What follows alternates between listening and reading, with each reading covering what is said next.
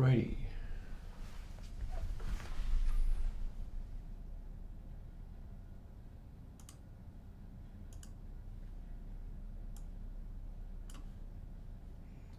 Chat needs to sit over where I can see it.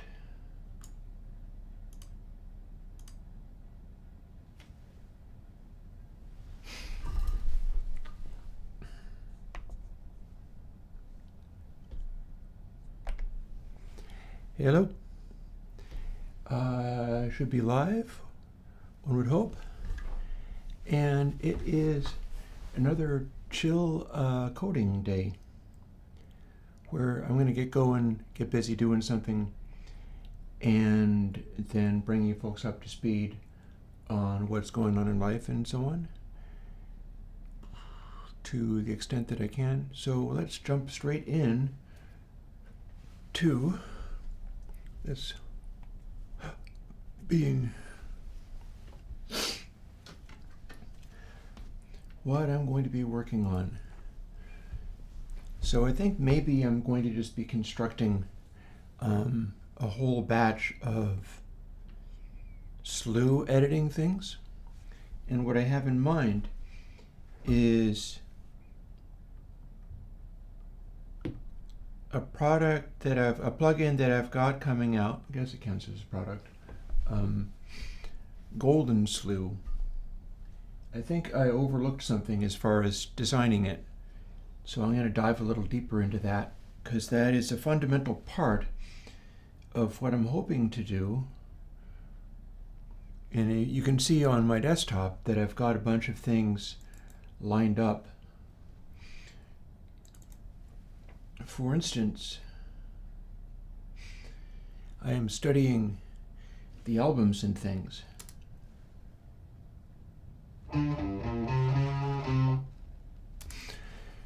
So I've got music and the ability to do stuff like, let's see.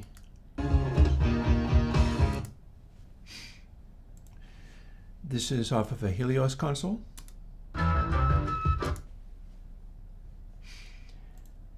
And seeing as this is off of the laptop that I'm developing things in, we can also kick in GoldenSlew.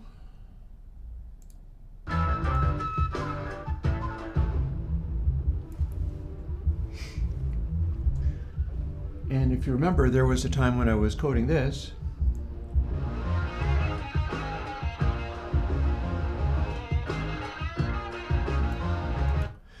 I'm probably not going to be using snippets of albums, although I could always just pick stuff that seems to work over live streams and run with. Like, there's a bunch of stuff that I can't use.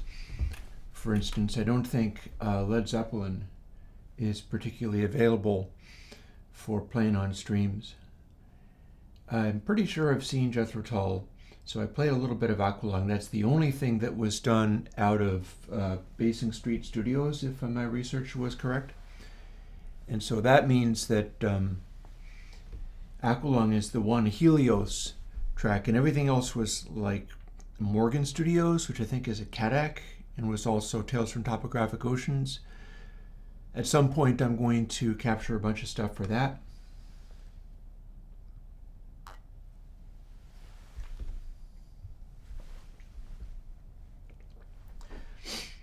We've also got, I absolutely can't play Eagles on stream, but I can listen to this. We've got some traffic.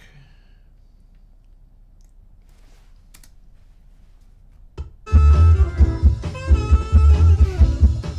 little bit of that.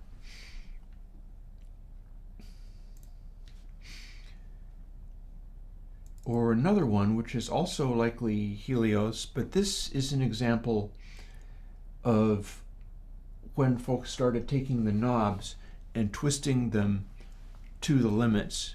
And that's something that originated with the Beatles, actually. The Beatles started out with guys with lab coats, you know,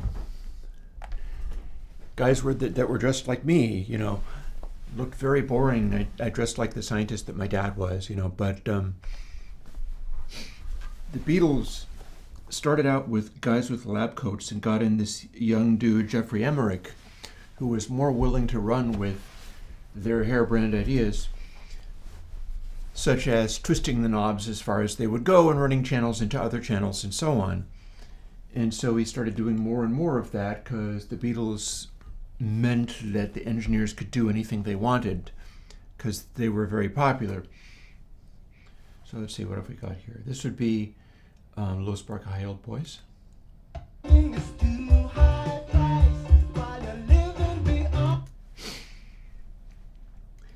And one of the things that I can do and that I'm going to need to do is investigate like which of these plugins take something like, it won't be Rise Original Drums, it'll be more of an overhead. I've got overheads. Honor to the Night Drums is, I believe, overheads. I'm not absolutely certain. And I can play as much of this as I want because this is just my recording. So what I'll be doing is cross-referencing between stuff and going, here is, so at what point do I take something like this, compare it with, say, Low Spark High Heeled Boys, which is a nice, bright, clear drum recording. And if I darken it using this Slew modification, what do I get? Or if I was doing, say, this is crazy distorted, but it's a dynamics involved thing, so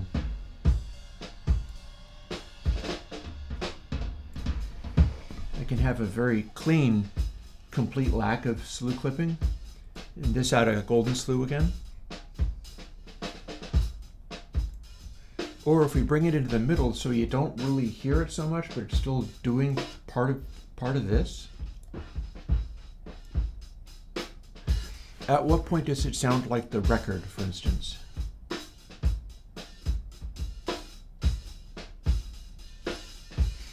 And at what volume level, at what mix level?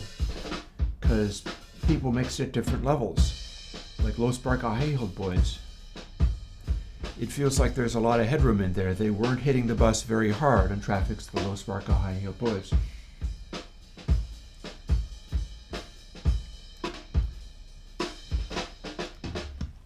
But here's the thing, like, I can do that. I can run with this kind of stuff. Here is a, where is my other example? I had another example I was thinking of. And I don't feel comfortable playing any of the Led Zeppelin, so I'll just get copyright smacked off the internet for doing that. Never mind that I'm not actually playing the tracks. This is cute. Like, we've got some classic Bob Marley, and I captured a bunch of those records. And all the Bob Marley records were out of Island, because that was the label he was on, with the exception of Rastaman Vibration.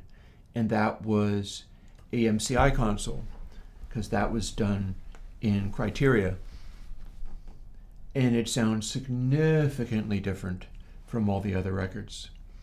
They go for the Bob Marley and the Wailers sound.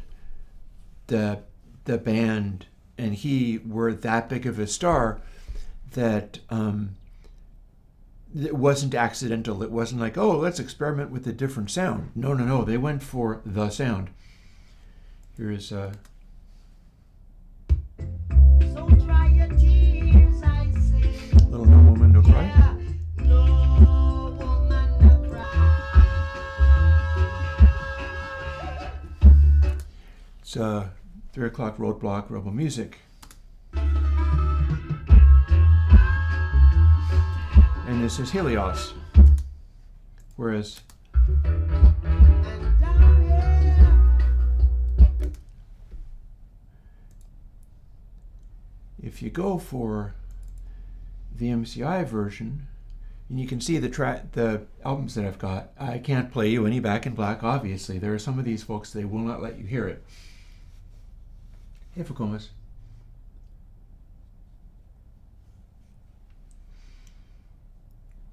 What was I doing? Let's see. Oh, I had been talking about one thing, which was the tendency of Talking Heads to do a kick drum boost, which I think is that mid-range control. You got lots of potential boost in the mid-range control. I think what they did was they took the mids, dialed it into the kick click, and then turned it all the way up and mixed everything else around that. I think that's what they did with the kick drum on these Talking Heads records.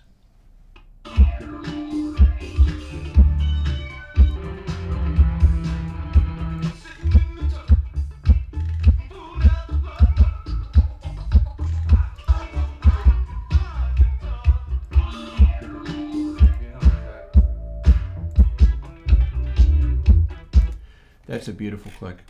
Let's use that one.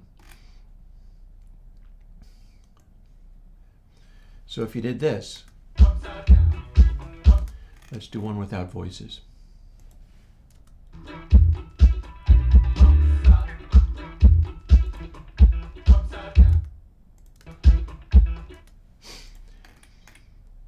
And you made a groove out of this. And this is off of Speaking in Tongues. Listen to what the kick drum is doing. Not that you can hear it. I don't have it set up right now so that I can run this through the desk and you hear it directly, but you're hearing it through the speakers, but you should still be able to hear what the kick drum is doing.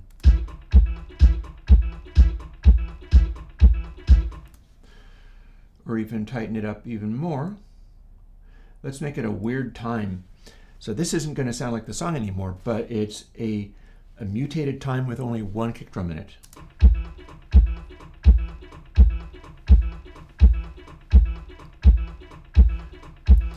So if you hear the click of that,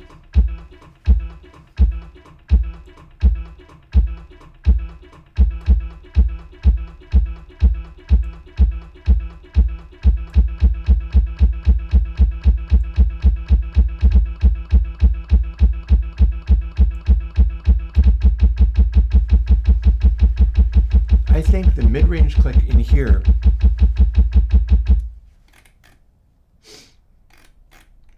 look at it.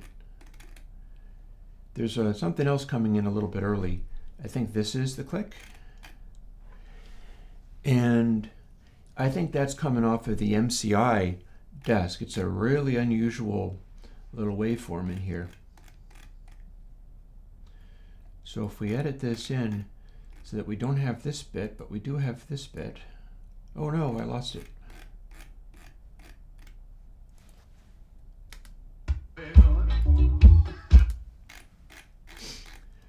Well, the thing about it is that all the clicks sound basically the same. So let's find an empty looking section. That's not an empty looking section. This looks like it.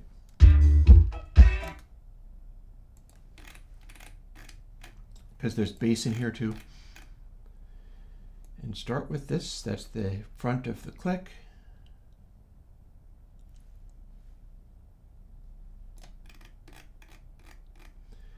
And stretch it out a little bit.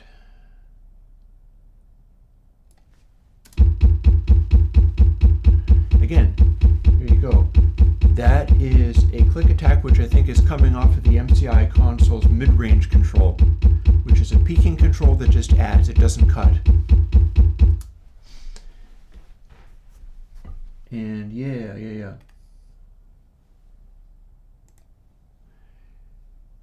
And I had mentioned that the Bob Marley and the Wailers album Rastaman Vibration came off of an MCI console. And as a result, you get a sound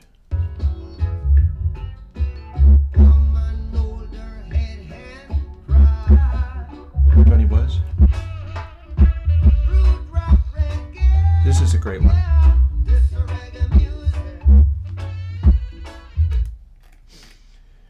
In fact, at the end of it, I can go to a soloed part.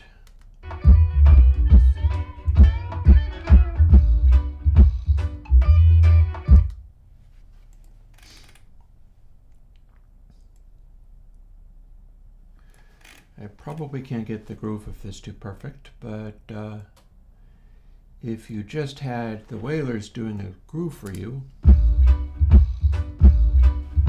Oh, I got it wrong. How about this?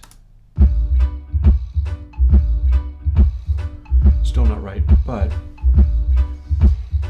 that is lows and the complete mix, but it's got that MCI console sound to it because the low is saturated in a certain way. One of the characteristics of these consoles is that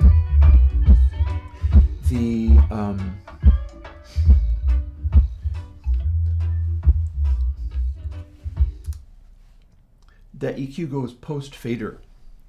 And I can do that digitally. I can do that in a console version. What that will mean is as I dial in saturation settings on the bands, because the way that I'm doing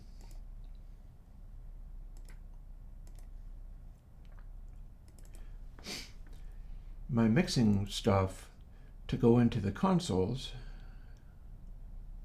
where are you? Let's find you. Oh, Perlite.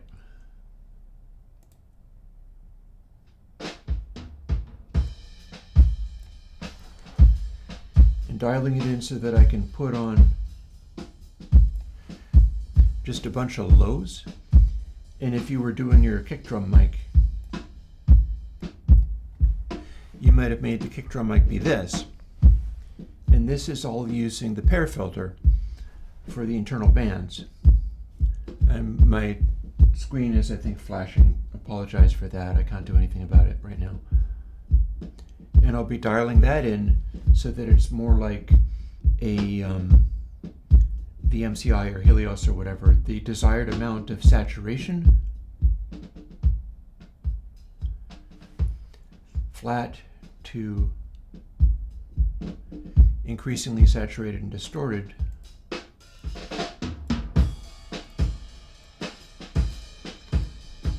Or mid-rangey sounds. For the MCI, it's gonna be a mid-boost, so you won't have this. You won't have the ability to suck out the mid-range like you'd be able to do on the Quad 8 or the Helios. But you'd have a mid-boost that would start at nothing and go, instead of to this very mid-rangey sound, it would go into a peaking EQ, and that's how you get those particular sounds.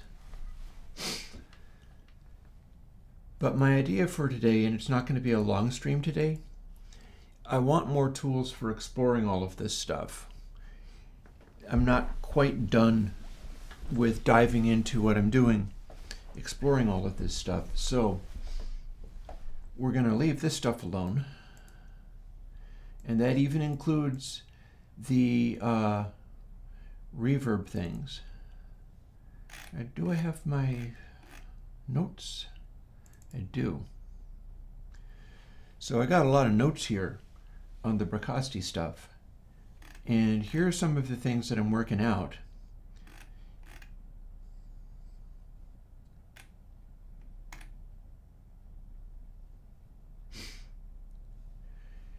The low frequencies in the Bricasti reverbs have a special delay added to them. There's a crossover in there, and it's one that I'll be able to do. I'll be able to do it using the Perry EQ as well. I have not yet begun to swap in the Perry EQ for the reverbs. The reverbs that I've been doing have so far been bi-quad only. And some of them will still need to be because I need to do that for my peak. And the reverb regeneration is based on a concept of a peak. I can't do that with the Perry EQ, it's a crossover. But I can roll off highs and leave only lows, and I can roll off highs and make stuff sound more distant. So anything that I'm doing that way, I can swap in pair and have that work. But there's more.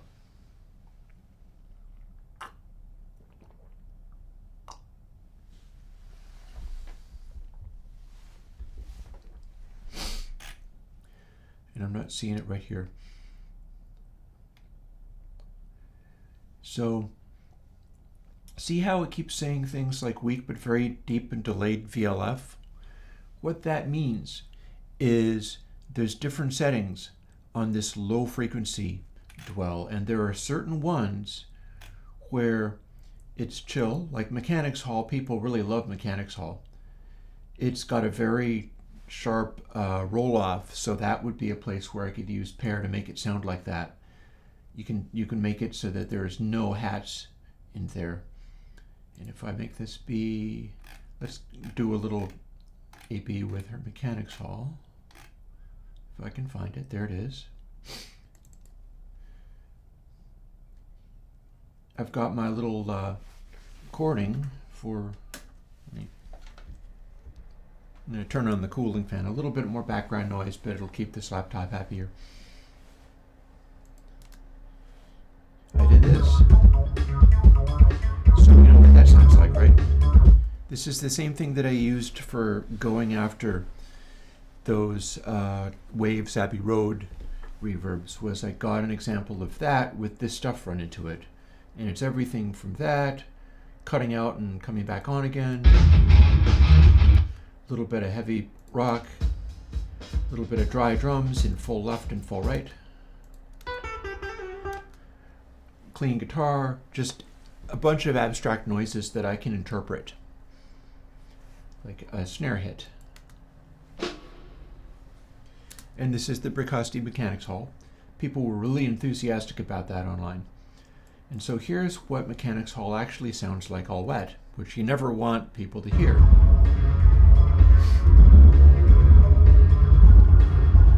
And I mean, it sounds fine. But Casey from Bricasti made it very clear that you're meant to sort of bury the reverb in the mix because it supplies space around things. It's not really meant to be used as like, yeah, just swamp everybody in this. This is what you want. It's meant to blend, and that's why I have these mix. As you can see, I made many test mixes of literally everything. But some of these ones have unusual levels. Like here, check this out. Deep Stone, weirdly delayed VLF.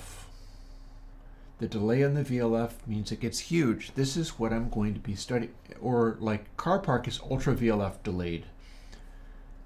And Boston Hall, I guess Boston Hall is the one that I was thinking of.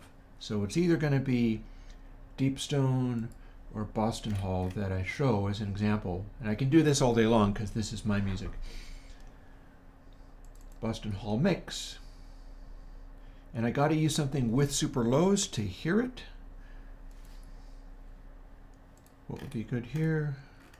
Got some cutoffs and going back on. That's just a transition to snare.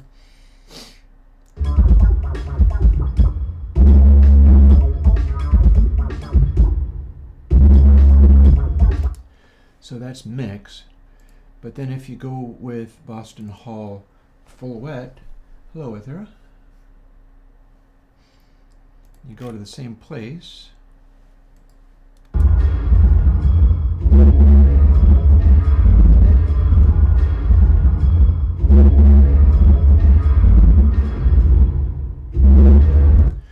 Listen to how that hits. What you get is the initial sound, and only then does the subs come in. They're delayed by like half a second. It's crazy.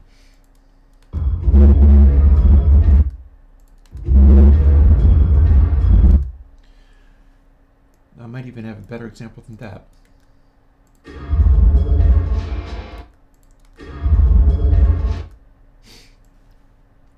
So listen to how this cycles.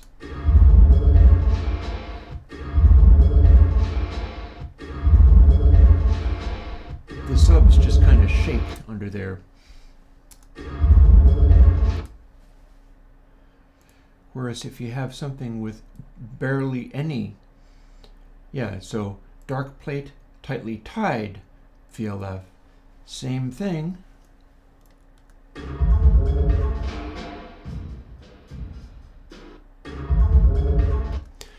you can hear the kick is more tied to what the sound is doing. It's a lot smaller as well. It's a lot less ginormous. But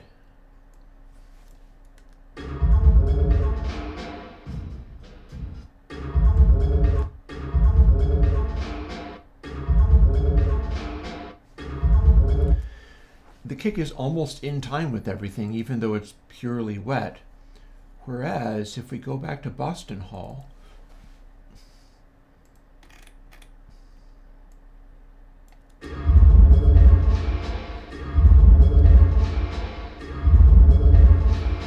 that's way slower, even with the amount of reverb.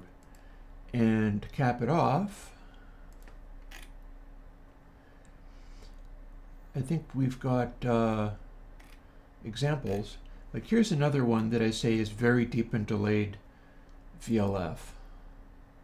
Let's use that same exact example. You can almost see it here.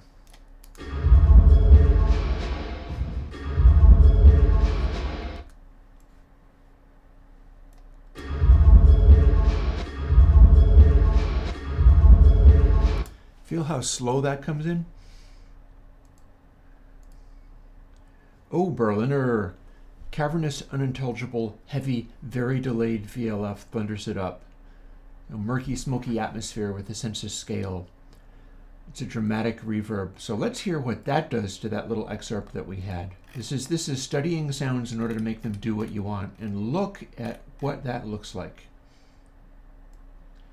Just looking at it, you can see what's happening.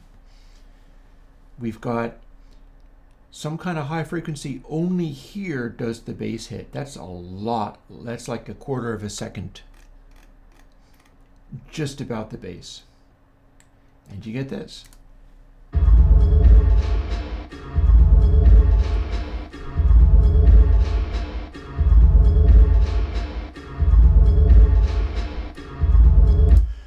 That's wild.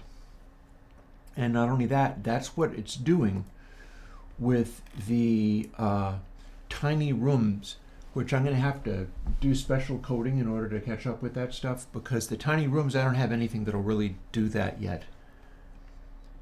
I'm working on it. But there's Studio A, Studio B, so on and so forth. Here we got Studio A. People like it. Fairly small room, except for the VLF is quite delayed indeed. So we'll scroll into there. We'll hear what the mix sounds like on that same thing that we're using.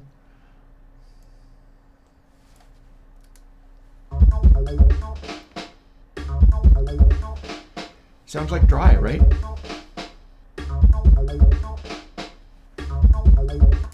But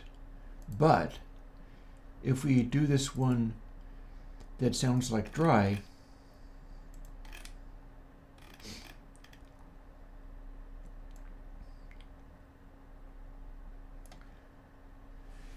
and we listen to only the wet of it,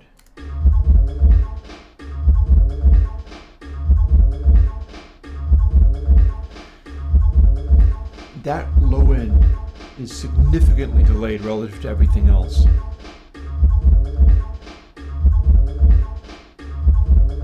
It's like a triplet delayed from where it's supposed to be. It's wild.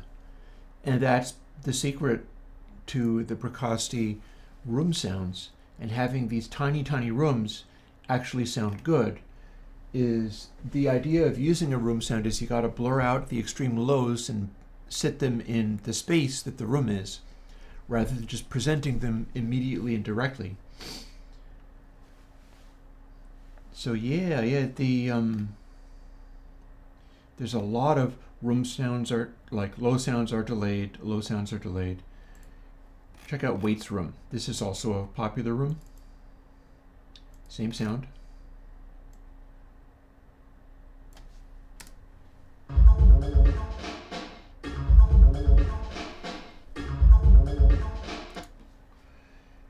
Compared to the raw sound, I wonder if I can A/B these by bringing up the raw sound, literally.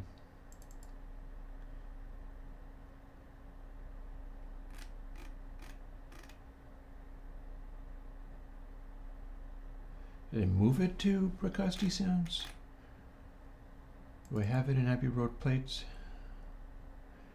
This is the one. So noise for echo. Sorry about the flashing of the screen. My connection to the ATEM isn't as great as it should be. Let's copy this and put it in the same place for audio.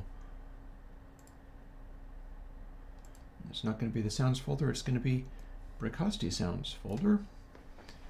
And if I open this as well,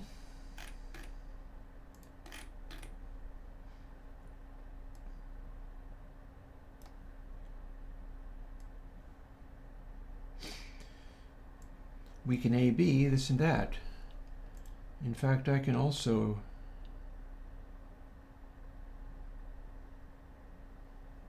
do my little shifting of bits. That isn't a recent effect as it should be. Yay for the famous plugin. So we can A/B this and the other.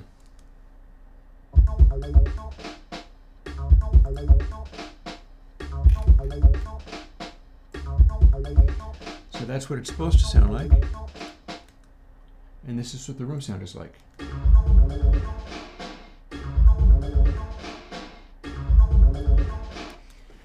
Casey doesn't actually like all pass filters very much, which is interesting to me.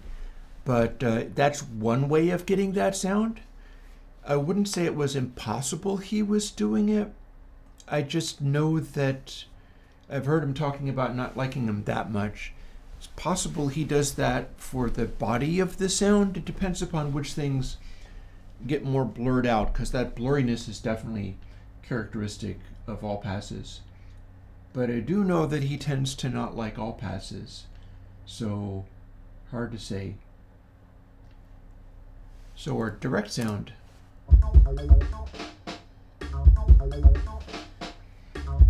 is a pretty direct bass hit, whereas the Bricasti Waits Room, that's like a triplet delay. That's considerable delay. And my stuff doesn't do that yet.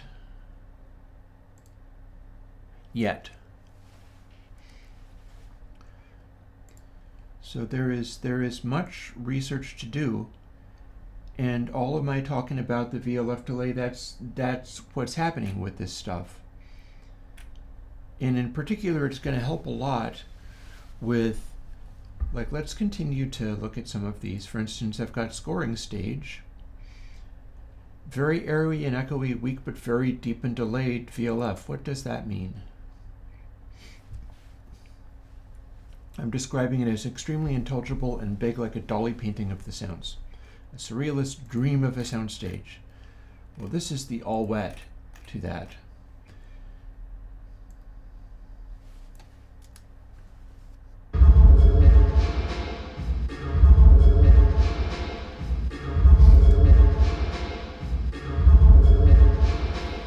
So there's no longer even a groove to it. It is so big and the VLF is so deep and it's so delayed that it's just kind of like rumble, rumble, rumble in there. And the attacks are also very diffused as well. It's extremely intelligible, but you're not meant to have it on full wet.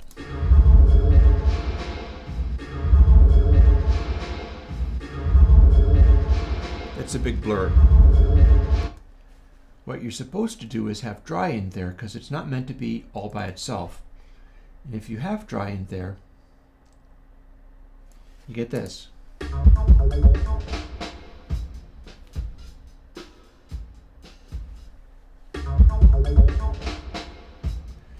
It sounds perfectly clear, right? Even with the reverb very loud. And it does in fact sound very airy and echoey.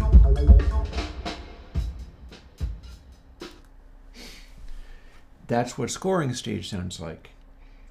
And I think part of the intelligibility of it is that it is just focusing everything into these washes in such a way where you can bury them in the mix and they're a sort of essence of reverb.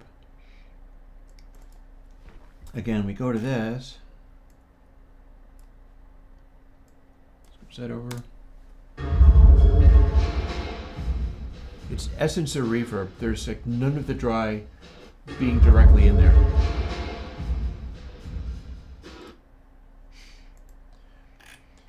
Whereas something like Blue and Red Room, Blue Room and Red Room are like nigh on invisible. Let's have a little look at Blue Room before we get into the actual coding part, which is a complete departure and different. Blue Room's like this. Like, what is even there? It doesn't sound different from the dry at all, except it really actually does if you know where to look. Because, and again, I have to code new stuff even to be able to do this. My stuff won't handle this yet. Blue Room has almost no bloom or spread, and it just has a little Haas effect.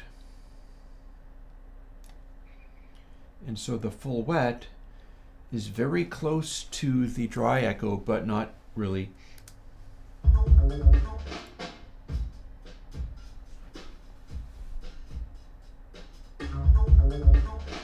And what you can hear is that just the, oh, I shouldn't have hit a space bar. I put a space in somewhere that it didn't need to be.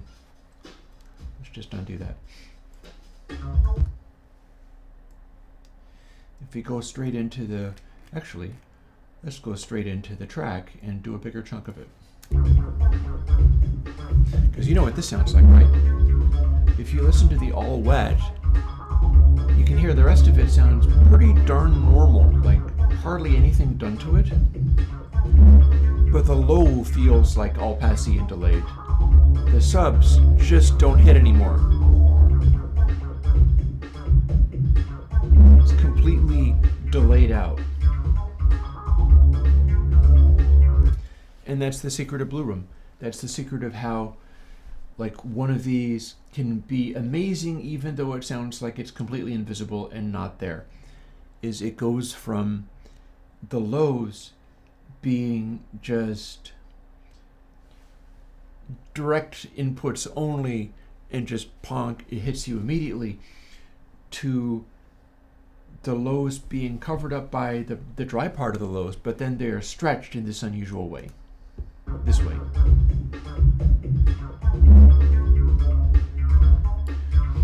And they're still kind of there. It's not as much as some of these other ones, but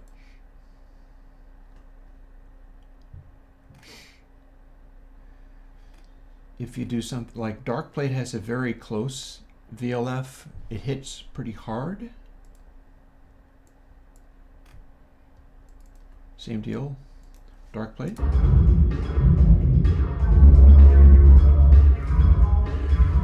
Like my plates almost sound like this.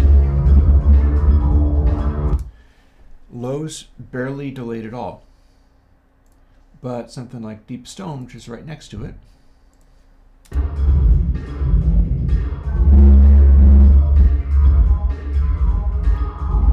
kind of going woof, woof.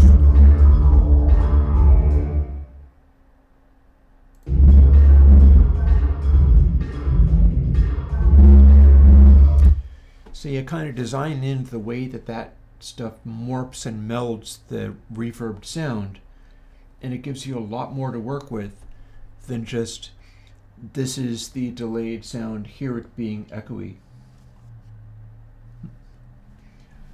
Oh, I said hello. Bo said something. I'm just bantering away. No, this is Monday. I do see. I've got the whole laptop thingy. This is all going on. Like, you're right there in rather small font, but I'm wearing my glasses. I have a bunch of work to do, and I have a bunch of stuff going on in my life, so I'm definitely not at 100% today. Tell you what, let me stop going on about the Bricasti stuff that I'm going to need to do, and that's going to be a future week. And I'll get going on the work that I need to do here, and also fill you in on what's going on, because I'm not nearly at 100% today. And I'll be gentle and fairly chill about it while I do things like figure out what to name the new slew. I'll call it PlatinumSlew since I want it to be even fancier. So I think some of you might remember how a couple of weeks ago, and I'm sure that my audio is coming through, so there's that.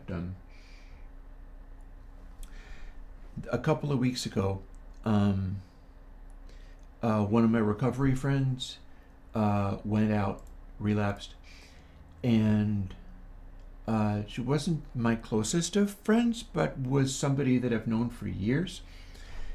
And she went out and relapsed, and that was a drag. I tried to be supportive, and week after she was dead, overdosed. Because when a bunch of your friends are people in recovery and they're like addicts, that's what happens sometimes when people don't do drugs safely, is they stop doing drugs at all, or if they keep doing them and if stuff piles up on them and things get too impossible, it could be a bad scene.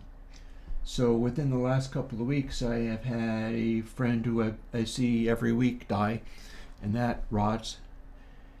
And I've tried to help the remaining friends, and somebody who's a lot closer to me was also going through some stuff and went out, as near as I can tell, did not die, because I talked to him and showed up at a meeting and was like, I gotta pick up a white key tag.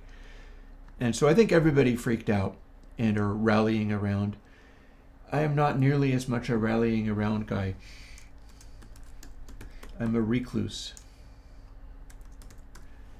All the same, I took my phone off of airplane mode, and I've been talking. This is the kind of friend where, I don't know how many of you can relate to this. This part I can tell. I can't tell his story or much more about that, other than this is one of my closest friends in the world. If he does die, which I sure as hell hope not, he's going to be my second best dead friend, because last year my sponsor died. And I haven't been able to replace him, and he died when his heart failed on him. He didn't relapse and go out. But that is something that can happen if you're friends with a bunch of recovering addicts or recovering alcoholics, especially addicts. I mean, if addicts are junkies and they go out, they can go out and think that they're on heroin, and it turns out to be fentanyl and they're dead. And it's just, that is a thing. So I am not at my best. I am not at my best today, but I am good enough to do some of this kind of stuff. And I was good enough to,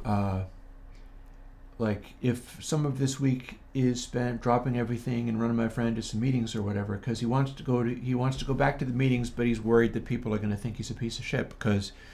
So I don't usually swear. I'm sorry. Because it's like, I have to take a white key tag. The meeting that I go to is real people in recovery, so we're like, okay, you just proved that you're one of us. Don't do that again. Keep coming. But everybody who goes in that direction, usually their brain starts telling them they're all going to hate you now, which is a load of crap. But there's only so much that you can do to change the inside of somebody's head. Basically nothing. So you just try to be like, yeah, no, you are still the same person that you were. You've established that doubly now, and are still my friend, and the group still wants you, and all of that kind of stuff. I mean, if you had a recovery group that was only people who never had to use drugs and didn't have any problems, that would be a really stupid recovery group, honestly. PlatinumSlew. PLSL. Trying to do bits of work meantime. And again, this is not going to be the longest stream in the world, although I probably will be able to do a couple of hours. I'll see how this goes. if I can finish this up and get it hopping and running early, I might be like, that's enough, I'm going to go and rest. We shall see. But yeah, so, and you know, a thing that I should mention, Bo, particularly, I know that some of the people, like, in my chat and so on, I've got folks who are, and I don't know whether I need to, let's leave this for now. I got folks who are kind of hard to know what phraseology to use. Young single men, let's call it that. I am an older single man, although I dated somebody for a while there, and still a good person, not a good match for me. And I had folks out of my chat running up and being like, watch out, be careful, it's going to take you for everything you own, women are all the same, and blah, blah, blah, blah, blah, blah, blah, blah, blah. And, you know, one of the reasons, this is something where I'm reconnecting to things about myself. Like, I am very much a masculine personality. Going more deeply into that makes me feel more like myself rather than, for instance, trans people, which if they get pushed into acting more masculine, they feel less like themselves, but I feel more like, because that's basically where I'm coming from. It's expressed as like determination and dissatisfaction and stuff rather than like bullying women or something, which I think is very stupid. It is expressed as, you know, masculinity can be expressed as, hang on.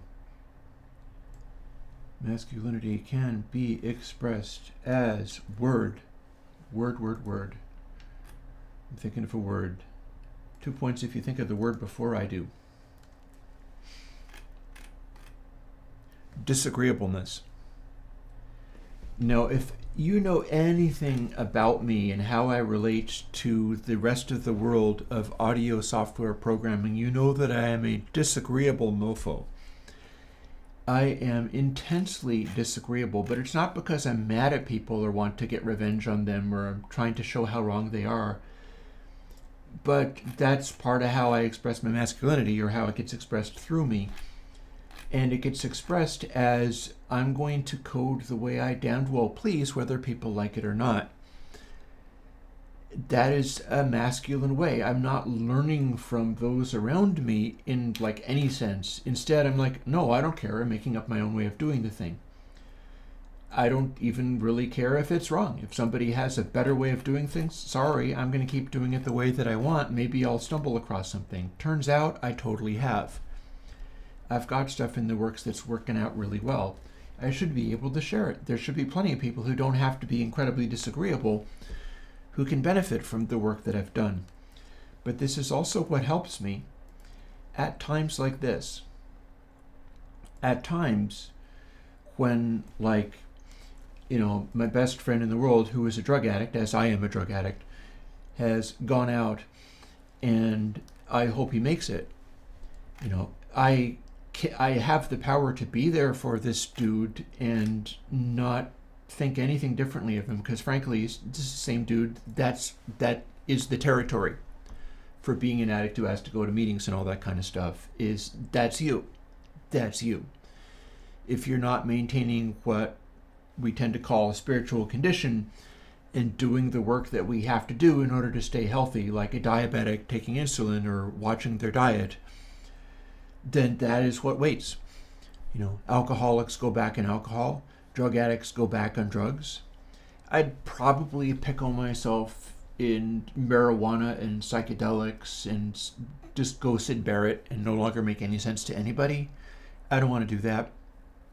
There is such a thing as enough. I've done enough of that to uncork whatever weirdness I have in my music, in my creativity.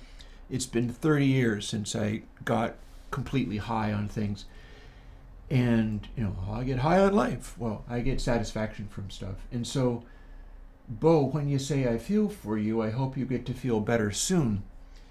Like, I don't feel bad in the sense of this doesn't make me feel like a bad person or that my friend is a bad person. Life sometimes sucks rocks. Like, my best friend in the world died last year. There's nothing I could do about that. He got to have some wonderful experiences like he always wanted. He always wanted to fly in a helicopter. My best friend Cecil did. And when his heart blew up on him and they rushed him to Dartmouth Hitchcock and they rushed him by a Medivac chopper, and I am told because his wife, who is still suffering on a daily basis from losing him, said that he had the biggest shit-eating grin on his face the entire helicopter ride to Dartmouth Hitchcock, the hospital where he ended up dying. So bucket list, man. And he got to do that thing. And similarly for some of these other folks, like the lady who overdosed, a lot of things went wrong, but there were a lot of positive things that had happened as well that she got to be as part of her bucket list. And there was a time once in a meeting where she was having a romantic conflict with somebody and came into the meeting on Zoom because this was during the pandemic. And I was chairing the meeting, and I was responsible for sort of maintaining order and having things be chill and spiritual and stuff. And she went off. She did not name and shame, but she went off on the person, also in recovery and also who went to the rooms, who had like screwed her over or whatever. And I let her run, and I got scolded for it big time by other old timers after that meeting.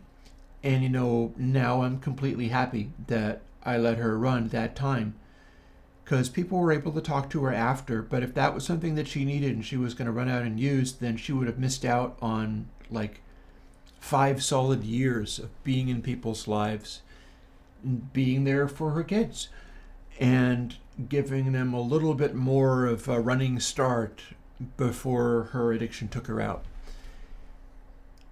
Also, I gave them an old PS2 because I was bringing it into a store to like sell it off and get some store credit for it, and it would have got me like $25.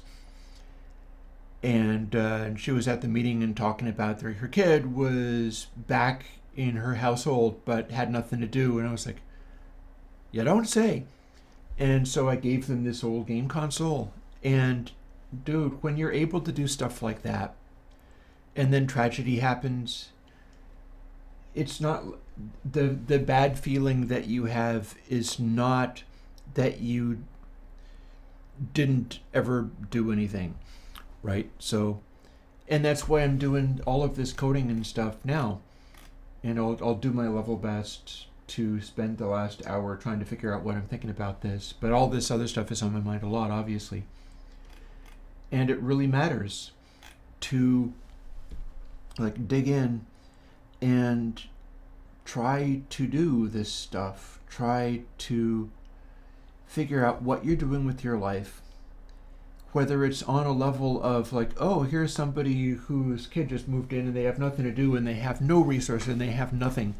And I'm trying to sell off this old game console, which would only get me $25, and I'm going to spend more than that on groceries today. Why don't I just give them the game console? And I did.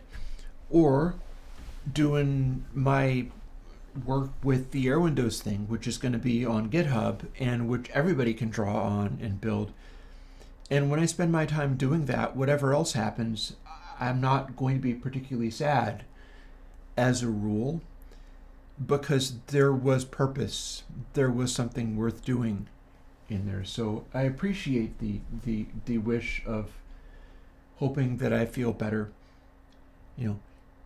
I hope the people around me stop going through terrible stuff. Honestly, I hope we get another nice window of nothing's too terrible happening. There's a lot of things I hope for. I hope I run across a lady who is more in line with like my life and how I live it and so on. And I will settle for being less attractive than the last one, because it would be very difficult to be more a little bit of somebody who keeps an eye on me occasionally, even now, I think, It's like, yeah, know that, have confidence because we didn't click. And I'm a very stubborn person, but it ain't a judgment on certain things. It's still the cutest, smartest, best, blah, blah, blah. But definitely not the most agreeable. I can handle covering the disagreeableness for a couple, I think. Anyways,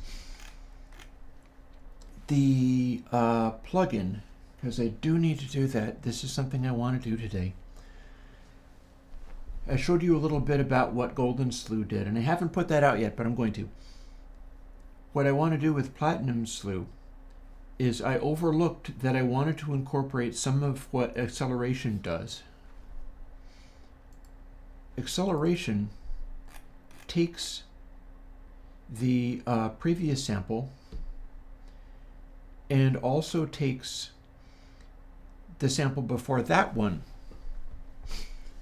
And what it's measuring against is the slew of the previous sample combined with the inverse slew of the one after that, meaning that if the waveform is reversing its direction abruptly, then it's going to be a high level, like low sample, low sample means you're going to get a really powerful result. High sample, medium sample, low sample will get you 0 because it has to be changing direction. And I did not remember to do that in GoldenSlew. And it still got a sound, so I'm not willing to just throw it out and do what I originally intended to do. But what I need to do is go a level deeper and rehack the algorithm so that I can have the same thing, but it's doing this like one step further, where it's looking at how the frequencies reverse themselves rather than just how quickly the slewing is going. Because that's the difference between just a slew plugin and acceleration. And I need to have that built into what I'm going to be using in versions of console. I need to be able to compare this or dial in the amount of comparing this with, because what I'm going to have to do, this is going to sit on all of the Real Analog Console's bus plugins. This is going to be on the end of those, and if not the beginning. I'm not sure whether it happens before we de-distort things. Maybe it should be before we de-distort things so that I can have a more profound effect when things are more subtle. But I need to have that in there so that I can dial in exactly the right treble behavior and have that be built in to the console. So it's not a thing where you fiddle and control it and stuff. No. It's like I've built up my studio system, such as I have it. Supposing a giant 18-wheeler truck came rolling down and smashed into my stuff and broke everything, or somebody busted in and stole everything, or a giant rock fell from the sky and it landed on my console, I wouldn't be able to replace any of that, so I would have to run with what I had. And I'd probably be getting like another pair of my nice Sennheiser headphones and have to be working with a lot of that, because it would be a quicker way of getting into critically analyzing this stuff. But it's taken many years to get here, and I need to use what I've got to be able to, say, put together an MCI console, the console MC, and refer to all of these records, every example I can come up with, like, okay, here's what the Eagles did with an MCI, here's what Bob Marley did, here's the sound that, and so on and so forth, and just compare all of those things with my own recordings and dial in the exact behavior of, say, PlatinumSlew built into the plugin so that it hits exactly like the real console did, and then you don't end up having any controls on the bus part of the console MC plugin, because it works correctly and should be gain staged correctly. So at that point, you work with it like it was the real analog thing. And so I got to dive into this. And it's not GoldenSlew actually that I want, is it? We've done PlatinumSlew. We can close GoldenSlew now, because this would probably even build. Let's find out.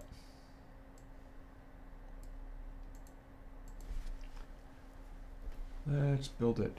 I have to build it twice. But this will probably build. And then I can start directly working with it. And I'll release it in 2 weeks. That gives me more time to work on reverbs and things and get over the personal stuff that's going on.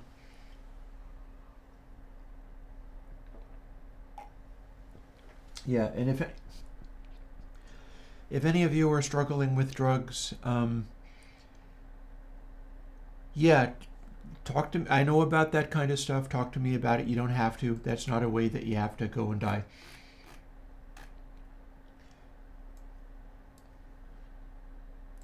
It's possible to not have to go out that way. And there's a lot of reasons why you might be like, I'm not sure if he's here today, but not so long ago, a guy that's been watching my live streams and enjoying my plugins and stuff, who is currently, or was at the last time I checked, homeless, asked me for a thing that ended up becoming a plugin that lots of people really enjoyed, that I would not have done if not for him. Would not have come out if not for him. So we all have our places to be and all have our roles to play, you know.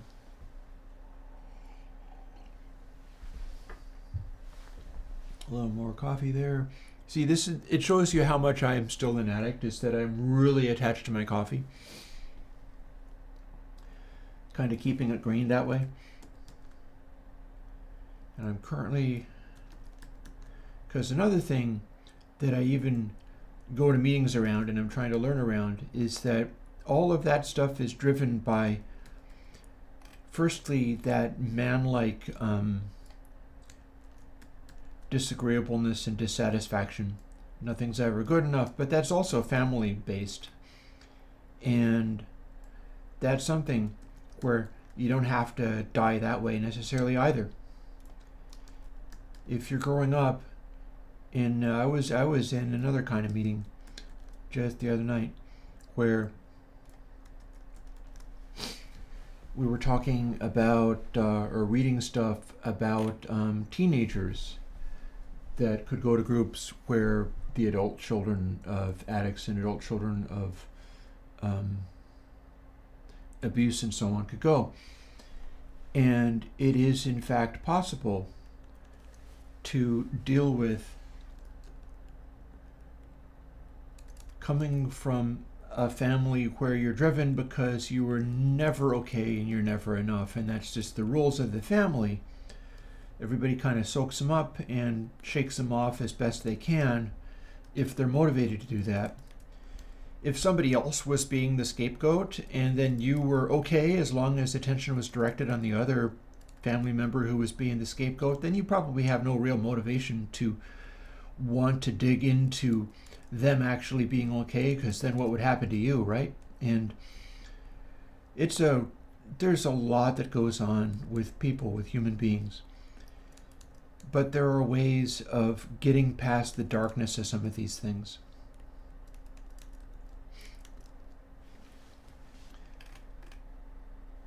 And one of the things that I like is being able to care about people, even though with the combination of my autism and just like the way my masculinity expresses itself, my anchor is like here in the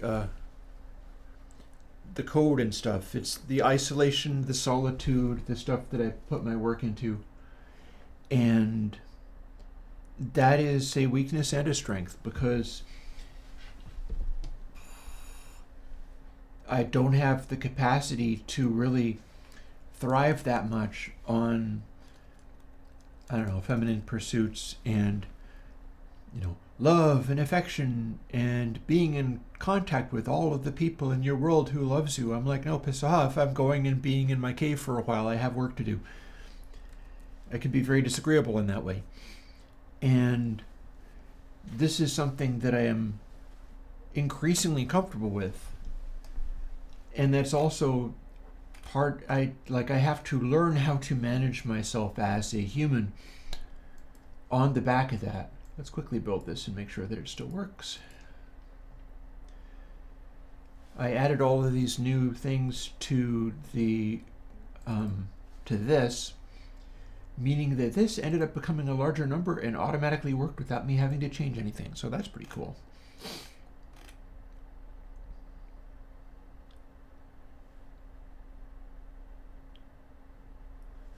So how have I arranged that?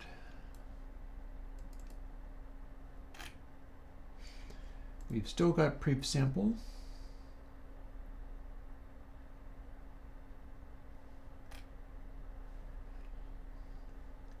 Threshold is now 2 more over. And instead of adding +3 for 3 things, we're going to add +5 for 5 things. See, this is what's going to make it either work again or not.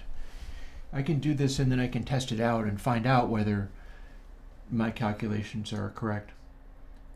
And then 2 plus 2 means I need to do 4 more. As I've added 2 to where this one is stored. These are commented out, but I'll be using them too. And then so GSlew X, that's the first in each setting, so it's L. And then X plus 1 is R, so that is still correct. That said,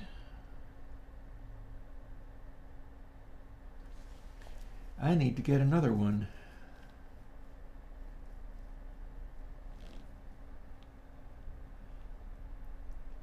Hey, something popped up in chat, just a moment.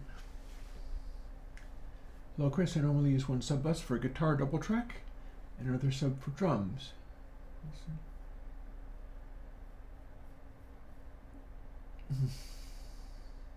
Well, you know, Console 8 was designed to have a sub bus in the first place. That's the one, because if you just start stacking, you could in fact put Purist Console on the sub bus.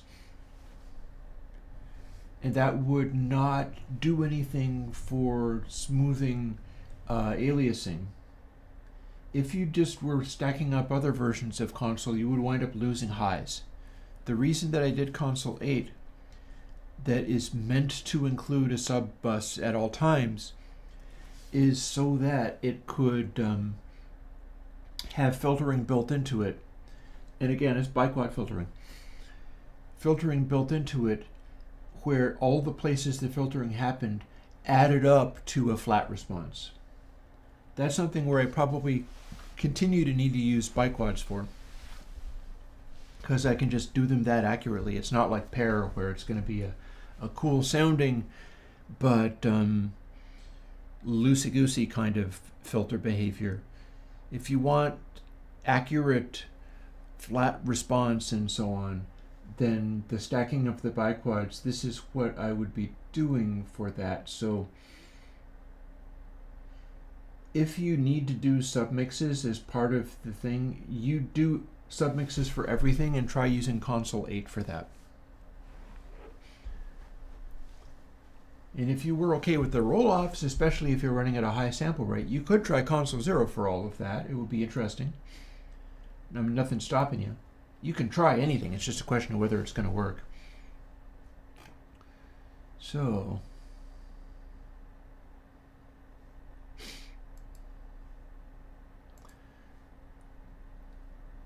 we are going to space these out a little bit so that I can see what I'm doing. And we're going to start building the support for what this needs to be.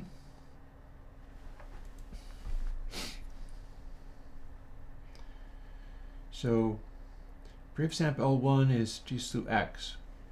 R1 is X plus 1. inv is going to be x plus 2, inv r is going to be x plus 3. So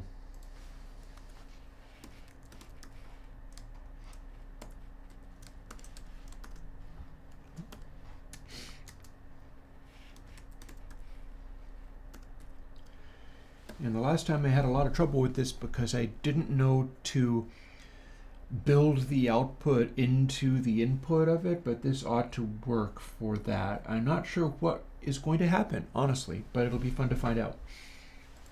And by the same token,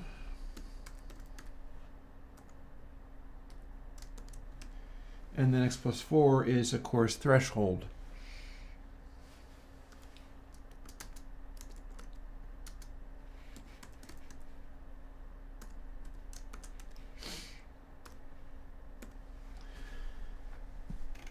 And, oh, gotta comment that out. This is the other channel for when I do the VST.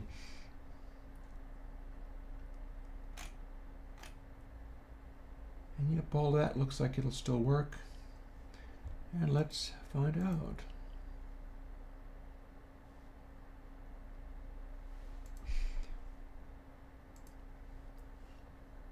So what should happen here is that it sounds just like GoldenSlew. Even though I've changed a few of the things inside it, it should sound just like GoldenSlew. And we'll find that out now. Where is, here we go.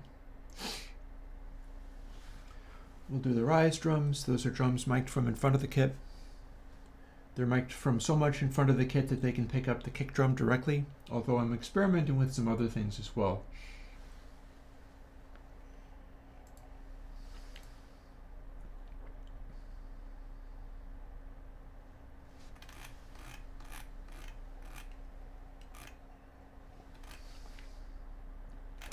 Where's L? There it is.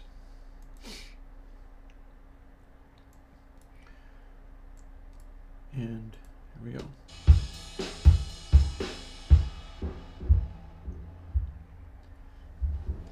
Sounds like GoldenSlew to me.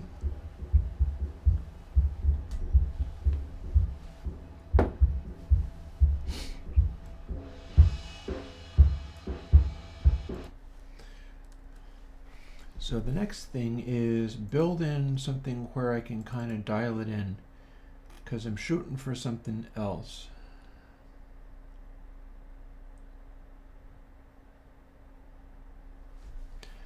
G-Slew x plus 4 is threshold. So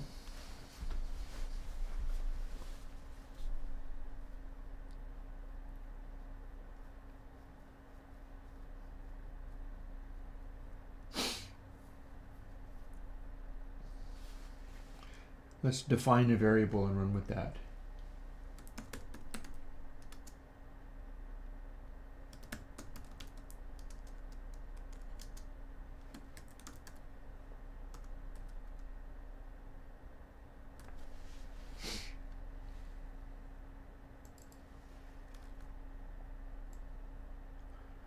So far, this is just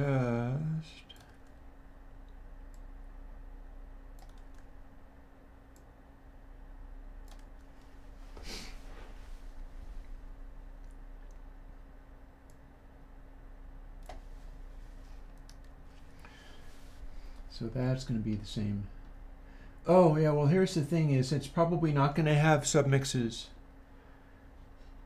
I suppose it would depend a little bit, but yeah, the ones that I'm going to are likely not going to have submixes because this is like all people are asking for SSLs. I'm not likely to do that. The whole point of these things is that they're specific older consoles that were very much like point-to-point wiring, only 4 transistors in the entire damn channel. And they're running to a bus, which is an old school bus like the kind that the original console algorithm was designed around. And this is not running through lots of submixes and things. So you might end up just like not going there. You might end up getting a much bigger sound out of not as many tracks and things. People went for the 5 layers of busing and 60 billion tracks because they couldn't get post-SSL consoles to sound good. It is an entire misdirection of where things sort of went. So it's not just about having a console that says Neve on it. It's about learning how to work in the ways that gave you the sounds that people associate with that stuff. And those consoles typically did not have submixers, much less submixers with dynamics built in and insert points and all of that kind of stuff. No. This was back in the day when people were building the first consoles out of raw parts. Like the first Crosby, Stills and Nash album is said to come off of like a D'Agostino console that a guy just built. Back in the day, the first stuff to really kick off there was probably the Quad 8s, which are likely to be the first ones that I put out as a console version, because I'm that familiar with the sound of those things. And it's also a very limited, and it's appealing in its own way, but it's sharply limited to which stuff you can do. And that is the intrinsic to what all of this is about, is there's a constraint as far as to which stuff you can do.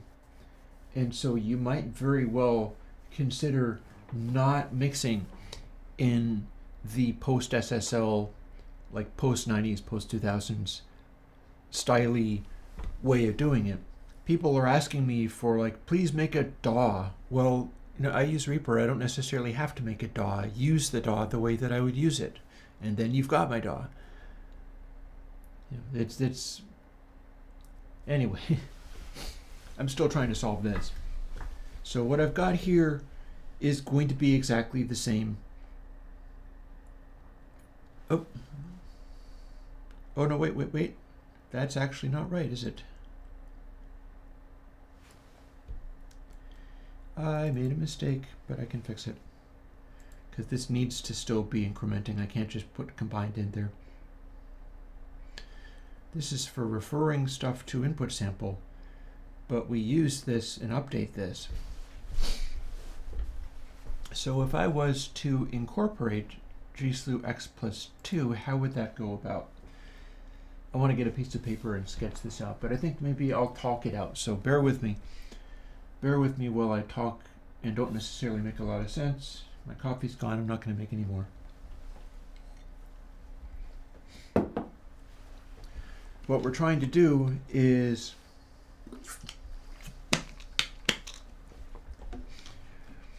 actually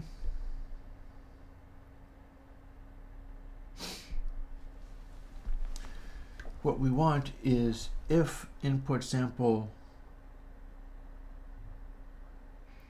minus combined, which is the slew, plus combined plus GSlew X+2. Let me make a little space to work, maybe.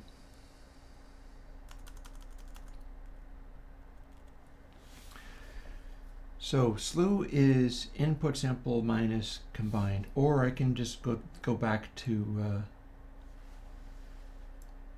this. Yes, I'm undoing everything that I did. Because really what I was thinking of as far as using in as a sort of verb for stuff to do with is this expression. It can't be this expression. Instead, it needs to be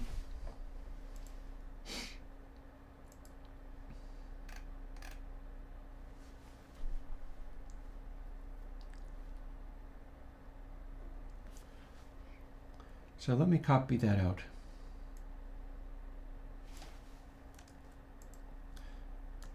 So that is slew. And this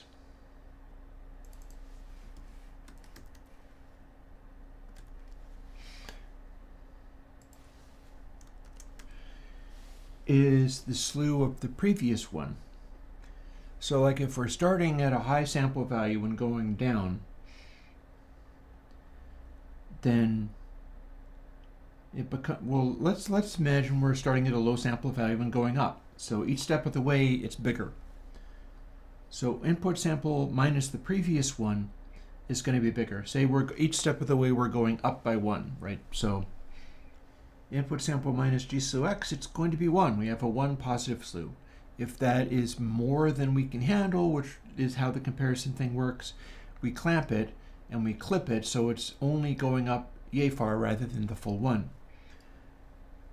GSlew X minus GSlew X plus 2, we're still going in the same direction, so that is still 1. So in order to make it all going in the same direction be what we're trying to do, we're actually going to subtract the other one.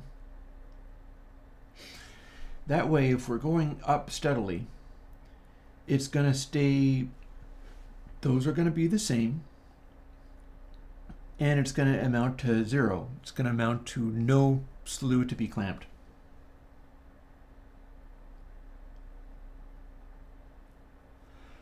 Excuse me. So,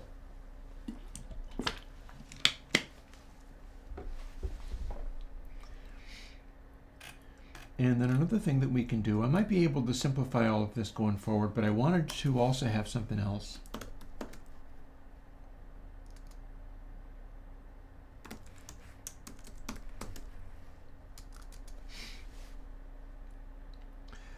We're going to put this on a control where we can fade between these things. I want to be able to dial in how much of this I get. All the way, if all the way sounds best, then that's what I'm going to want. But if another amount of it turns out to sound best, then I'm going to want to be able to run with that. I might need to continue to have an additional control in there. Let's call it Platinum, just because it's PlatinumSlew, and that's the difference between that and Golden. So now we have something that can go from 0 to 1. We'll do this thing that I always do where I try to change the labeling so I know what I'm doing. If I can identify a better adjective for this, I'll use it. This is the slew amount, but I'm adding something else. Oh, don't want to do that. Not yet.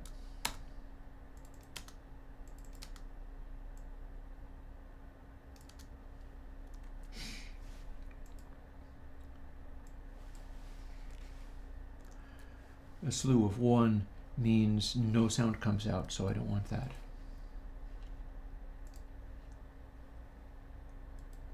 Hey Mo. Mo is a shocked look. Just going along, probably another half an hour or so. With a bit of luck, I will get somewhere with this, and it will give me a result. I'll count that as acceptable for today. We're not doing Bricasti. I didn't say I was doing Bricasti today, and we're not doing Bricasti, but we're doing more interesting things with slews. So, this all together is what gives us the thing that we're comparing against.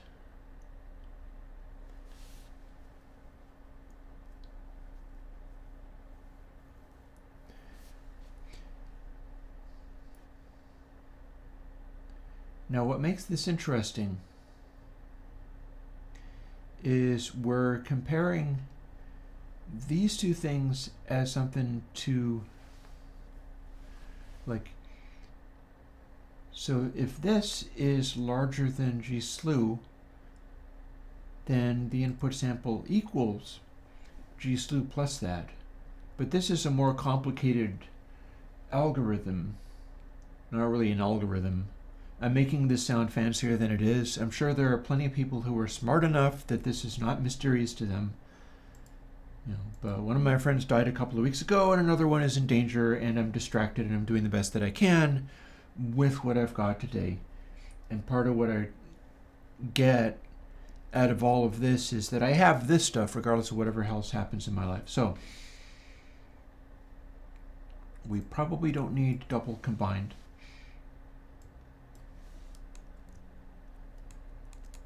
But we need to incorporate this that I've written up because this gives me the amount of slewing to be compared against. And it's going to skew it in such a way that if the slewing is changing its direction, that's going to give me more play. On top of that, since this is a subtract, this will fall through to the original.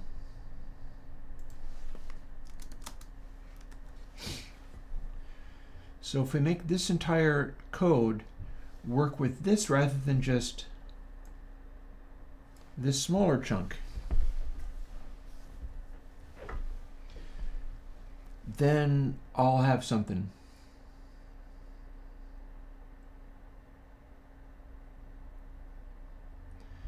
Because GSlew X, these are previous samples rather than just, like, this is a chain of samples we're producing this way.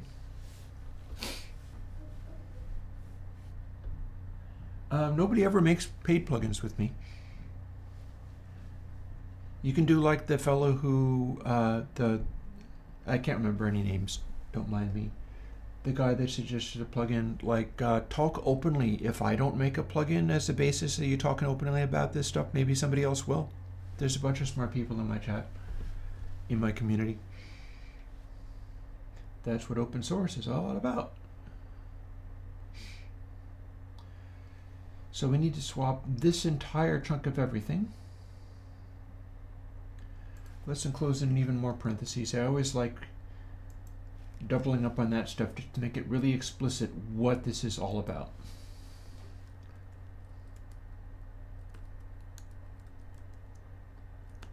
Guaranteeing that I have control over the order of operations.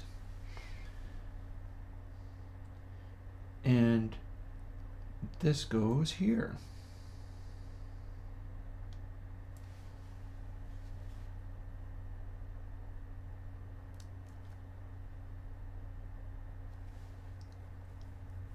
And I think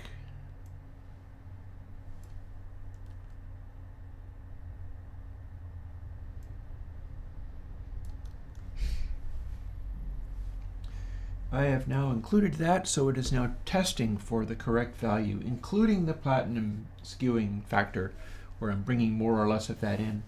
But now what I've got to do is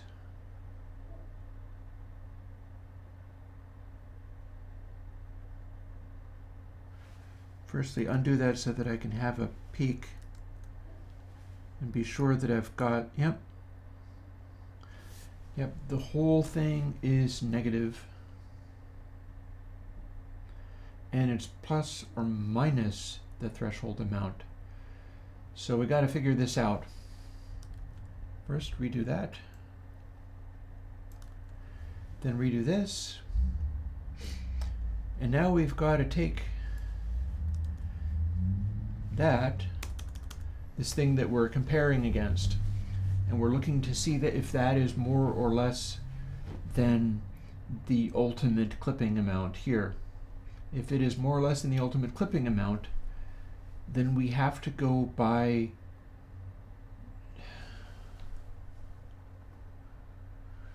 do we have to incorporate that into the previous sample plus clipping? Or do we not have to incorporate that after all?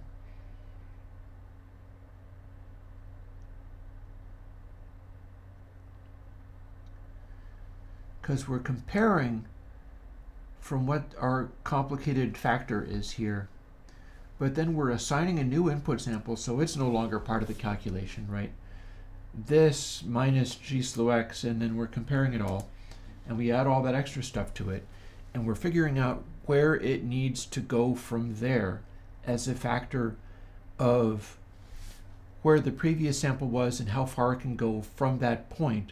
But But does this include the sample before that or not? Well, one way to find out. Want to find out? Let's go and find out. Let's build and hear what it does. Oh, it breaks, that's what. So we don't want that there.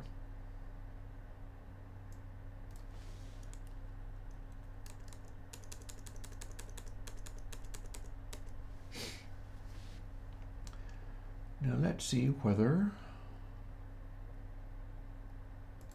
it builds this time or whether there's still a problem. There's still a problem. What's my problem? I mean, obviously I have many problems, but oh, okay, I just don't have enough parentheses, that's all. Let's see. We need another parenthesis here. Where do these go? Minus that.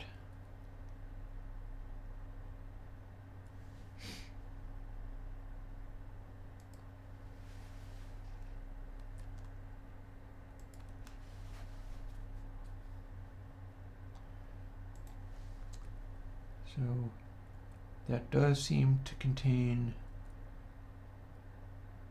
that. That seems to go the... Yeah, still so good. And then we got this one here. That needs to go to the end. Still good. Likewise.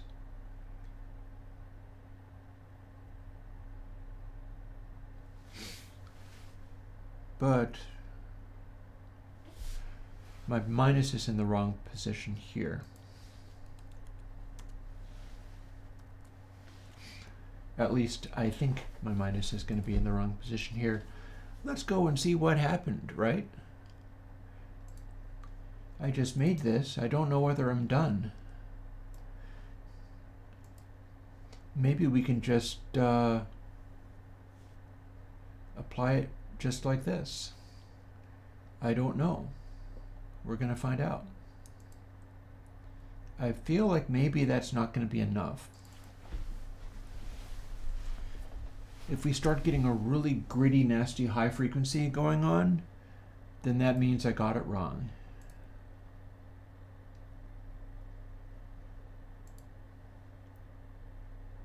So this is at 0. Now if we start including this,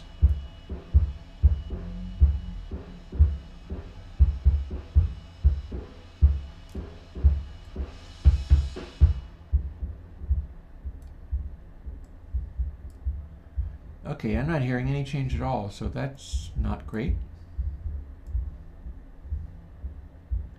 Should be able to do more than that.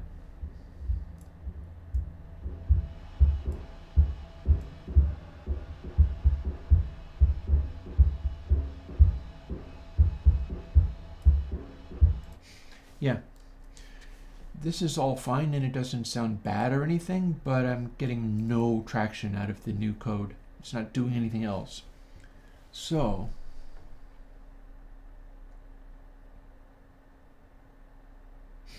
what must we do to make it do something?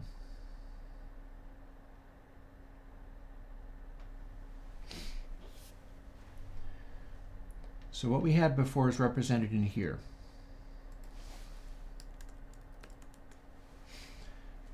Right? It's just a simple subtract.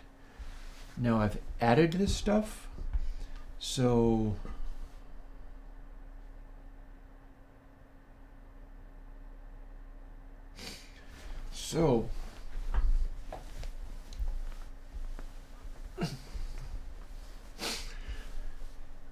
if input sample minus a previous sample, which is what that is larger than the slew, then it equals the previous sample. But what if we were incorporating more of this algorithm?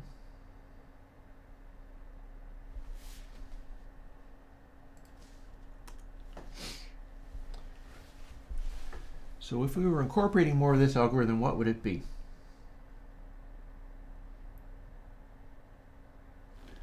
I don't expect an answer from chat, by the way. That is a hypothetical question because I'm stuck on it. And typically I feel as if this is a really dumb question and people should be able to just immediately see what the answer is to the question, but I don't have it. So I got another half an hour or so before I'm going to turn in and give up the streaming for the day. Unless I can't get this fixed, in which case I'll probably hammer on for another day. Or another hour, or however long it takes. But here's the thing. If this plus this and this is larger than threshold,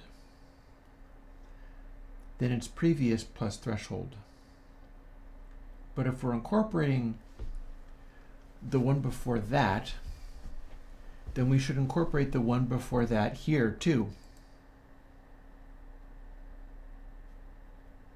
If I did that, what would I get?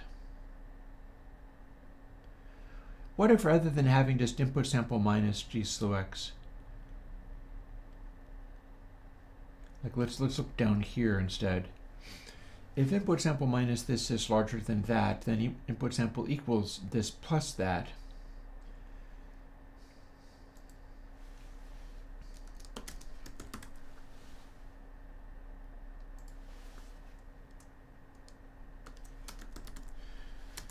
Could you simply do something like that? And I know it's highlighting in blue because that's actually a C word. I'm not going to leave it, but could you do that? Oh, except for, hang on a second.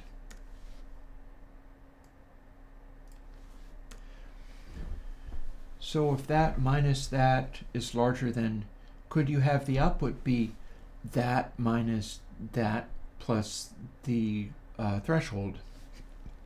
Could that be the answer? Or maybe it would be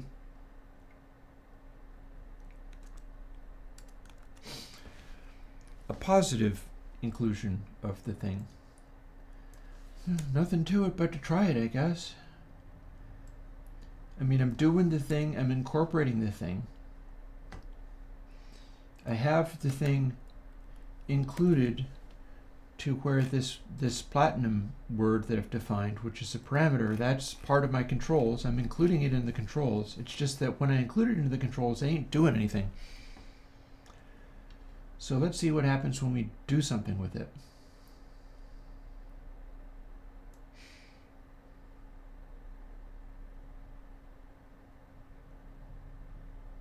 Here's the two sets of parentheses.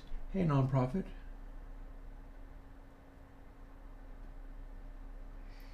Oh, well, here's it. This is not a filter. This is not a filter. It's going really dark, but that's not because it is a filter. It's a clipper. It's like a distortion.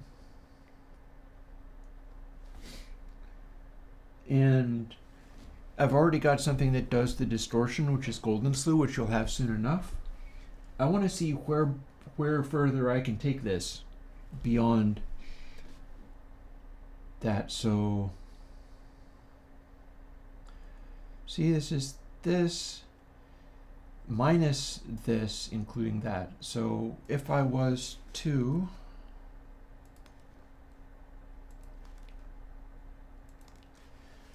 build that in,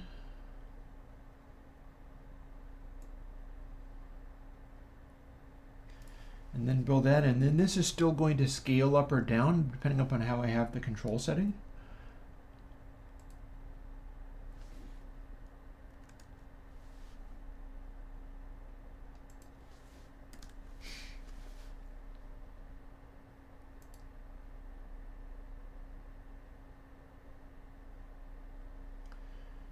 And there's a possibility that I have an asymmetry thing going on.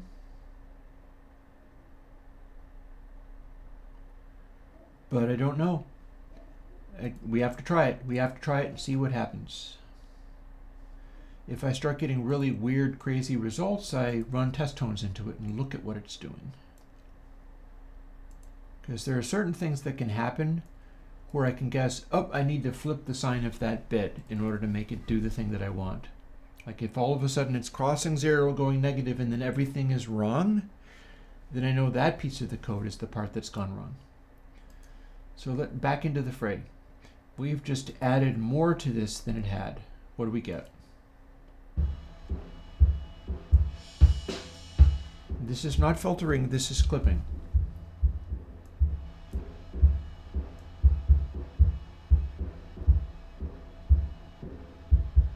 Hello. Silence.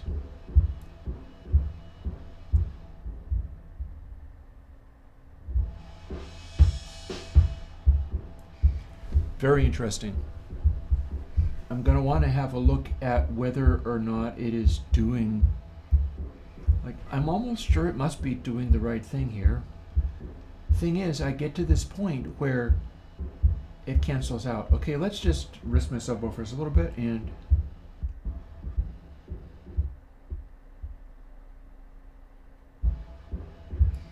so it can go to a point where it just cancels out to silence. That is not the original point. Probably combining another clipper wouldn't. So here's what we got.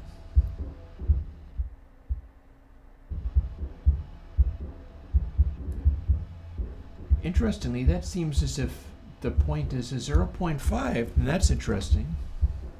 That means that shifting of bits can play a role if this turns out to be a thing.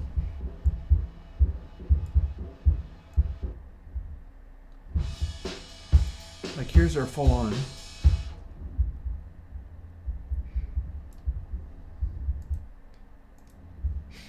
We can tie it into here. I know you can barely hear that, but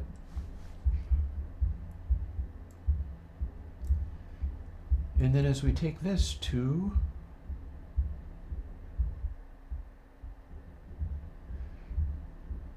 around 0.5,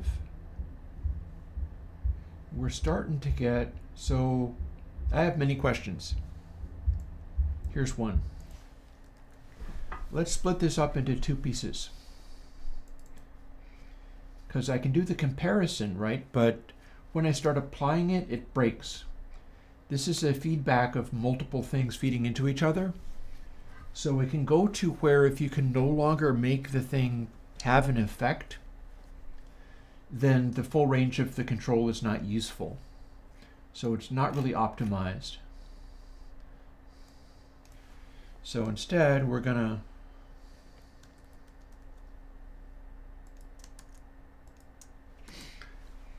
there's two positions in here now. Now if I use this and then change the stuff down here, A for the comparison, B for the application. Now I've got those separately. Now I can adjust it, but then I can also take one of them further and see what happens. So we're going to quickly go in and build that there.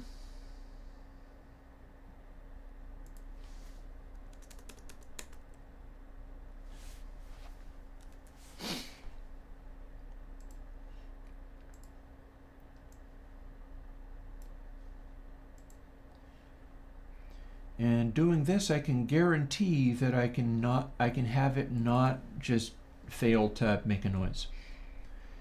I'm also going to quietly bump the level of this. Let's normalize you.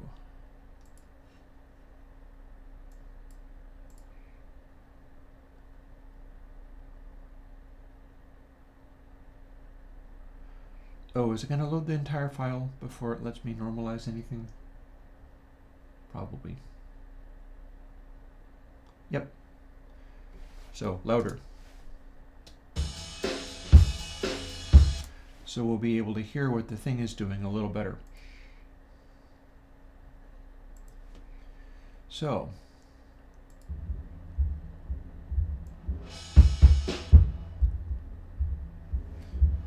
here we have our dark noise. If we only add this, we are only doing the comparison, so it is not doing anything.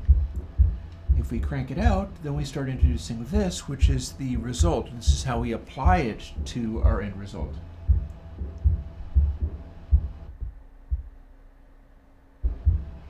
and it quits all the sooner. Interesting.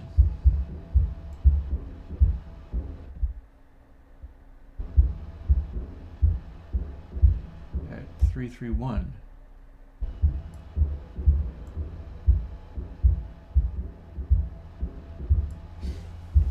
Where's my calculator?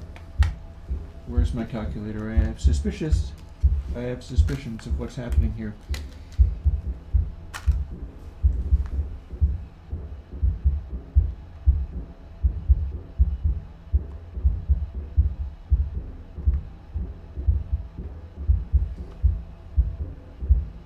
Interesting. So, remember how this whole thing is based on golden ratios?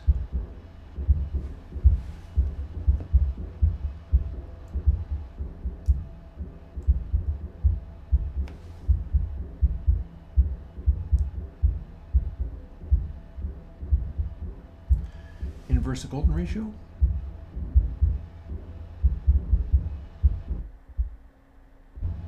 Oh, hang on.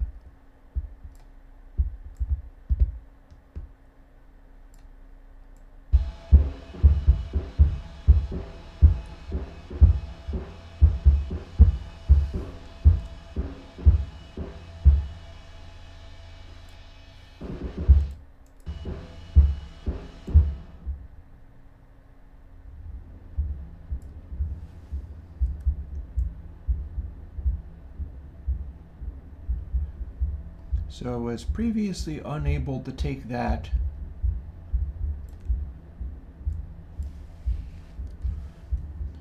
to the greatest possible limit. I could only get to about 0.5. Now we can get farther than that.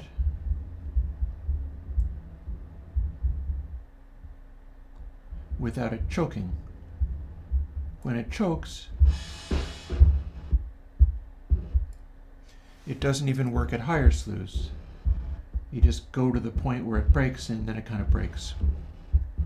But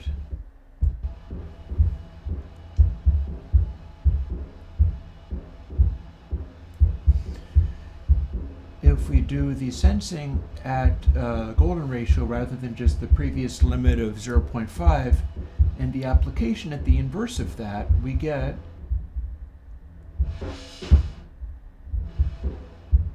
a funny sort of resonant quality to it, and that's interesting to me. Like, that's way more effective at sweeping down.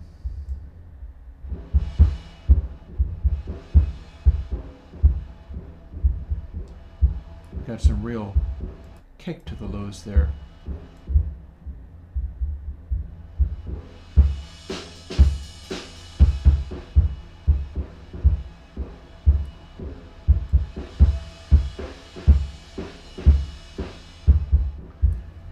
I have a good feeling about this. I have a good feeling about this.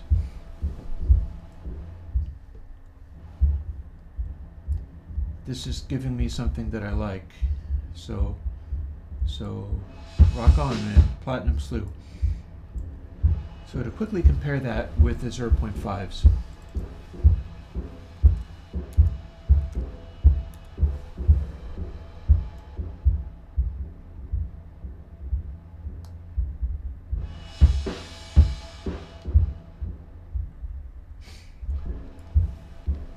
I'm going to listen to it at its extremist roll-off. Thanks, Bokamas. I'm pleased with what it's looking like being.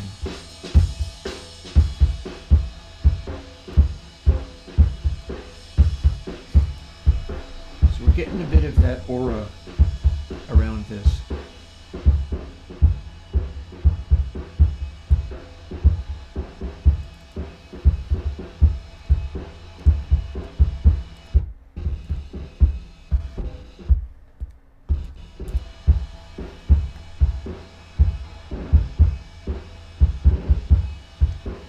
I think I am finding that it likes the continued use of the golden ratio.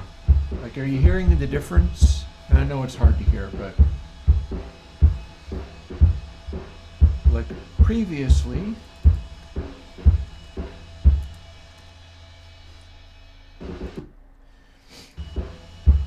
the 0.5, which has the benefit of shift embeds in order to be able to apply it, and that's all cool. That's nice.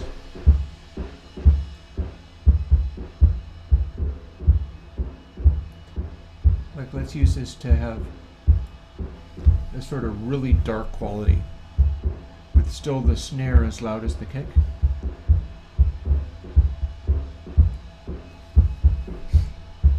So that's a super dark effect. But then if we swap in the numbers, or the rough numbers, I can get a lot closer than that to the golden ratio.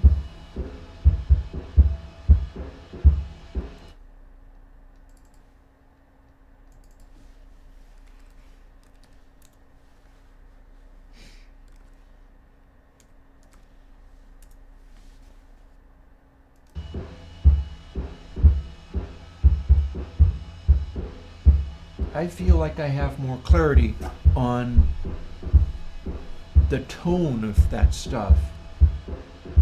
It's still dark, but I feel like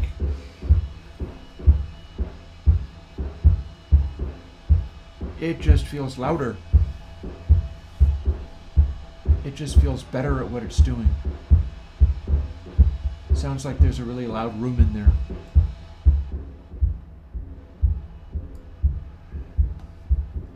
Like here, this is another really heavy sound.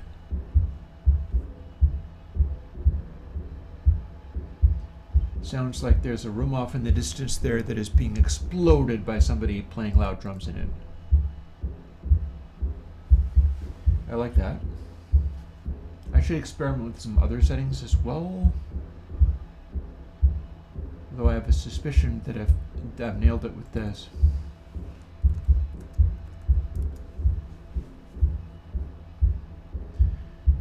And this doesn't sound as much like the room with the impossibly loud thing in it. This sounds more like just a kind of filtering or modifying. Like, it's clean enough, but that's not necessarily what I'm shooting for. And there's our maximum level. Oh, for God's sakes.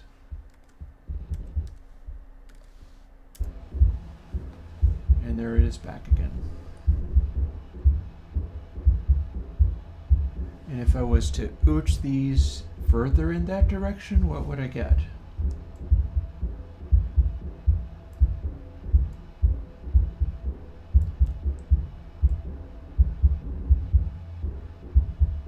Maybe thirds?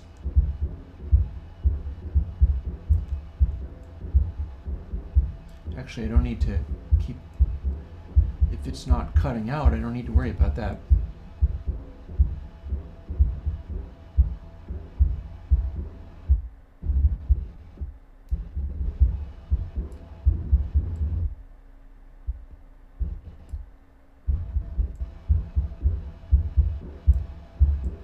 And if I went with full crank, what would I get?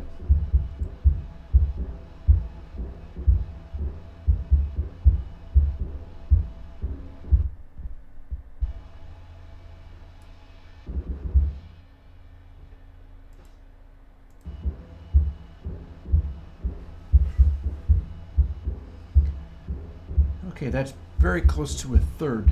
What do I get if I do a third?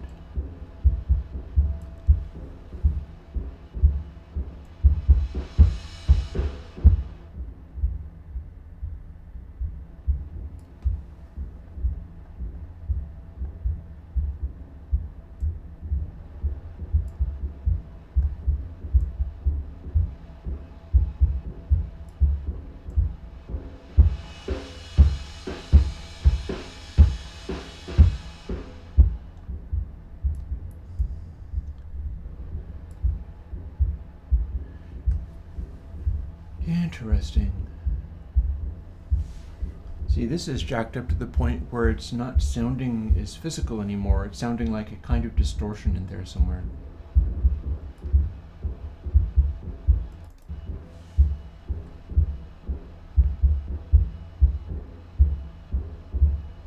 Like something's being done in there.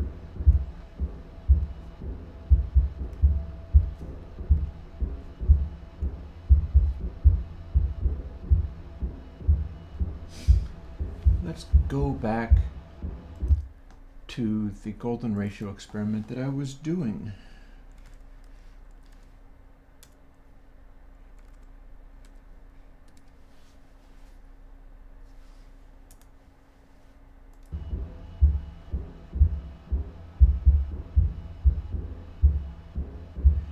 Something about this, I just like how this one's coming out. Something about this.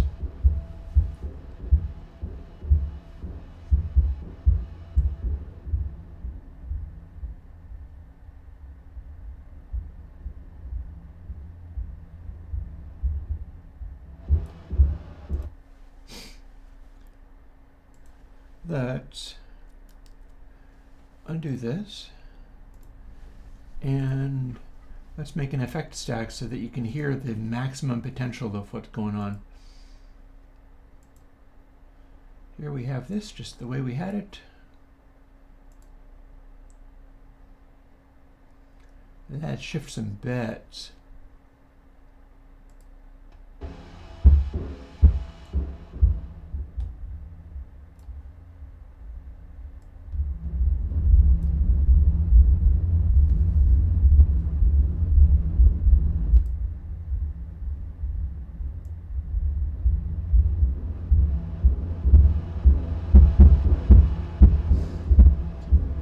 Distant drums, anyone?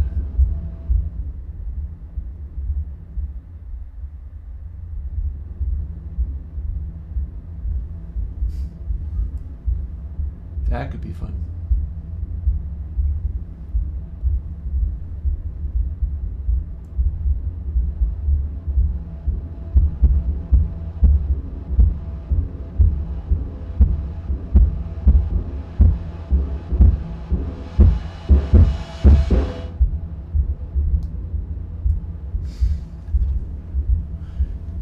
Considering that there is no reverb on this, I think we're onto a winner. I think we're onto a winner. PlatinumSlew has its thing going on, and that is going to come in real handy in certain places.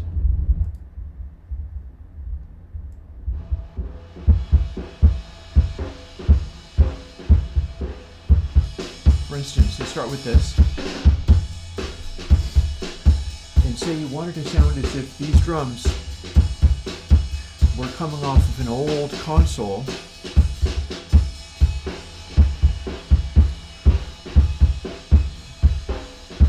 All of a sudden you've got this old 60s vibe, but you'll notice you can still hear lots of cymbals even though they were all whacked out. How about this? I think I'm going to ride on this.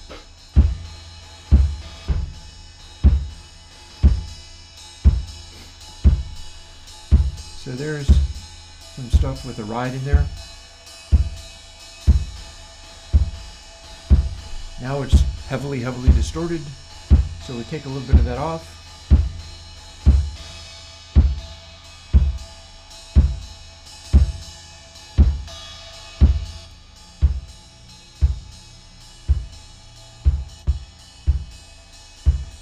And then if we were to bypass it,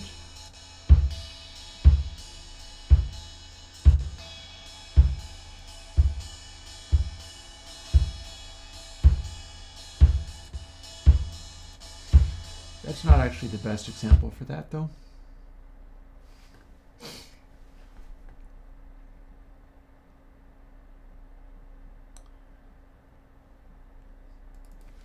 Here's another set of 96K drums.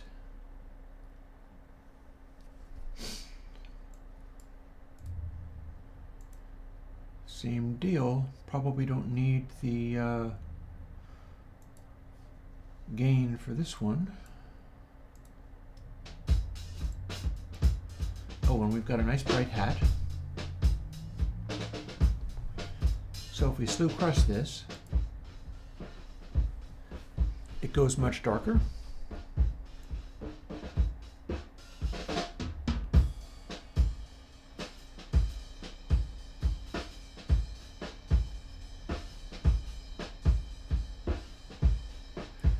Oh, the listen to what's happening to the snare. The snare is changing in character completely.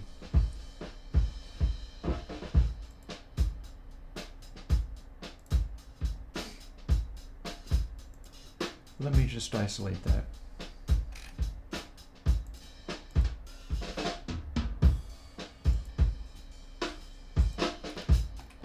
There we go.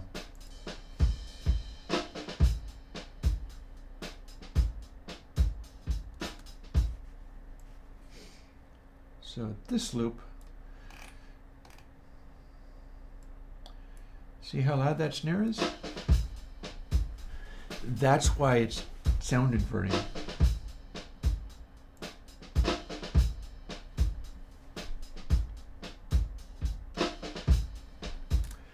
So if we take that and throw this same slew on that,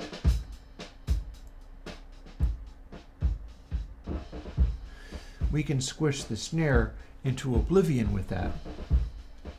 But then if we go part way, like this is pretty open.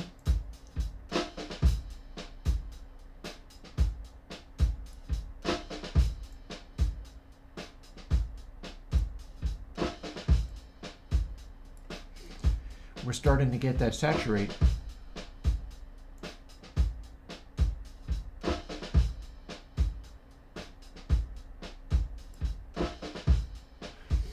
We can get it so that the snare kind of squinches.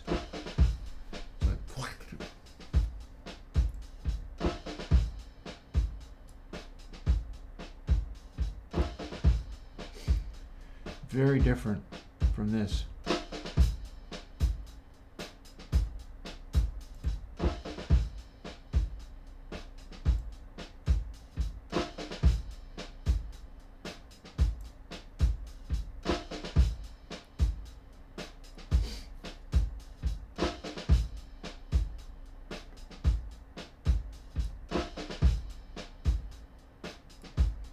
Push a little harder.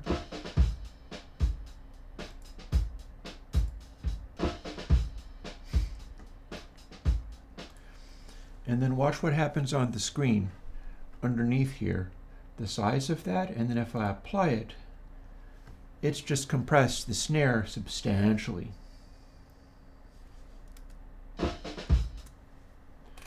In the process of making it heavily slew rate limited, like it's turned it into a complete wedge fest here. Look at that. Look at that go. So our really aggressive peaks are just turned into triangle waves.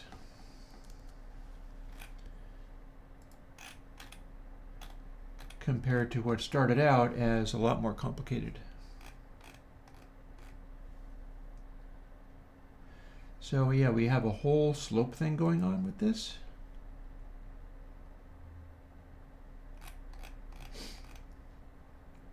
Not only that,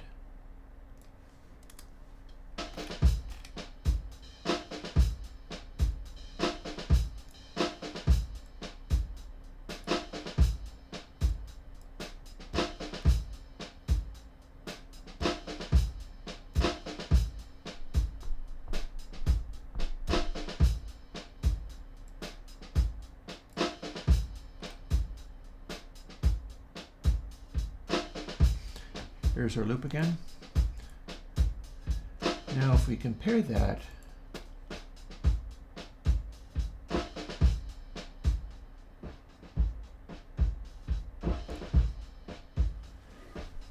with the exaggerated scrunch to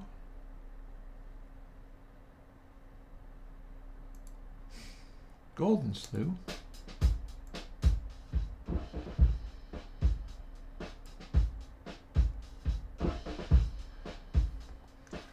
we've got a similar scrunch but a different character.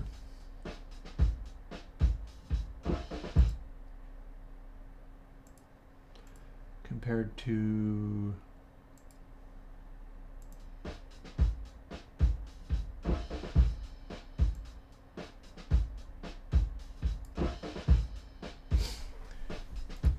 it's a real different flavor for that. So yeah. Okay. I think we got there. Not bad. I hope people find this useful.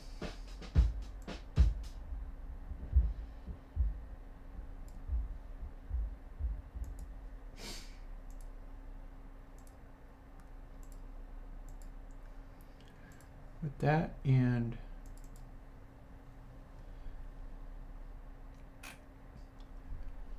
so, well, we're not quite done just yet. Now, golden has more of a glow inside it.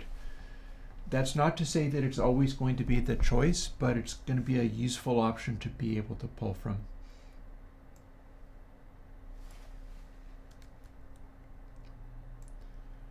That means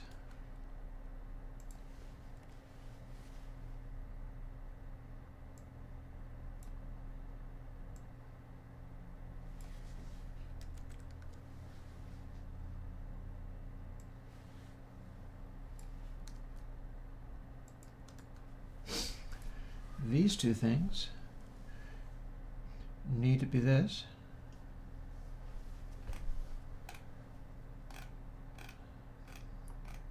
It's giving me sort of the optimal behavior. This is what it needs.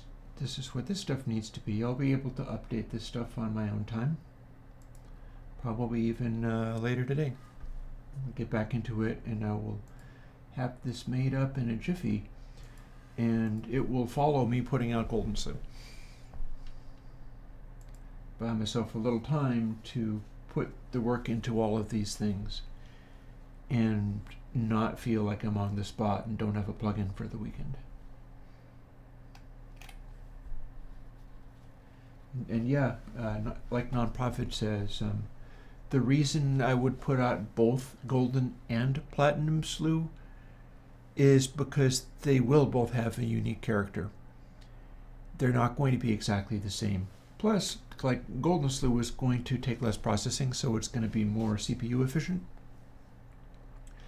And anytime I am comparing like recordings of a classic console and trying to get something that sounds like that particular desk does, I am most certainly going to want to audition both Golden and PlatinumSlew against it to see what I get, to see like, or indeed just Slew.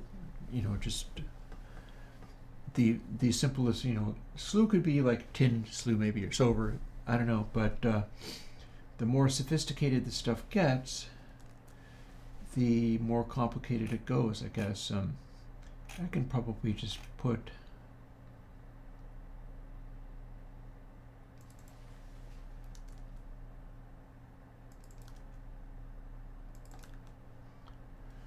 and I'll do this as a calculation. I've got my calculator. Why don't I just do that?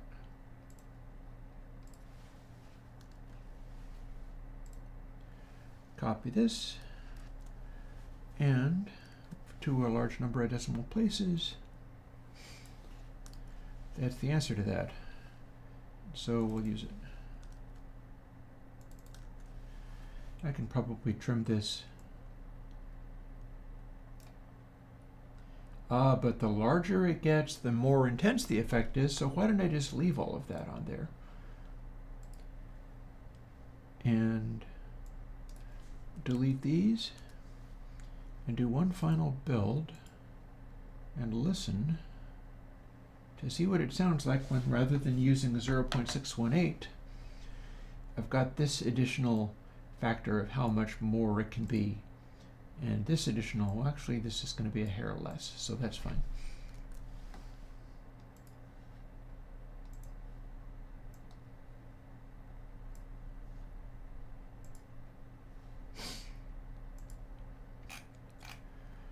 And then let's fire up the rise drums for this one, because they're louder anyhow. Like the previous ones were done with lighter sticks, and these are the ones where it's got like the John Bonham style aluminum foil inside the drums. Everything about the setup for these is a little bit more aggressive.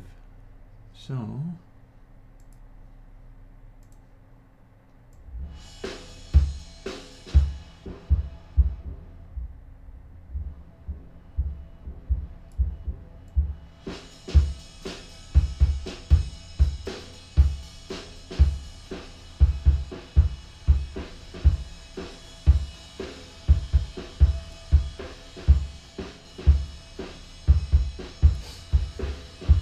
I think throwing this onto a console version is going to be able to get you that kind of big classic record sound compared to this.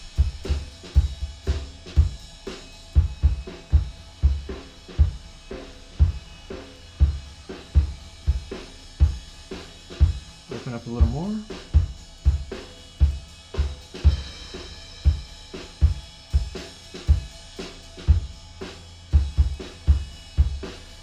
Oh, this one looks like I'm playing loud. Oh, there we go. Clean.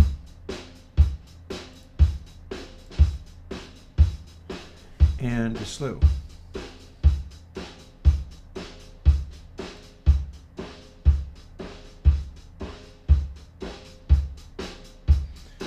See, that's why I have to dial it in, because I need to make it so that as you push more,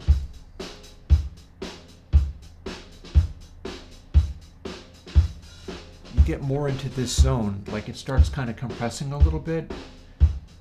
As you push the bus harder, you'll get louder and more of this will happen. You pull back, it cleans up. I think that'll do nicely. Alrighty. Thanks, folks. I'm going to hit the road and sort of on my own time continue to polish and refine this, and I can probably start putting this stuff out within a couple of weeks. Thanks for hanging with me, and I'll talk to you later.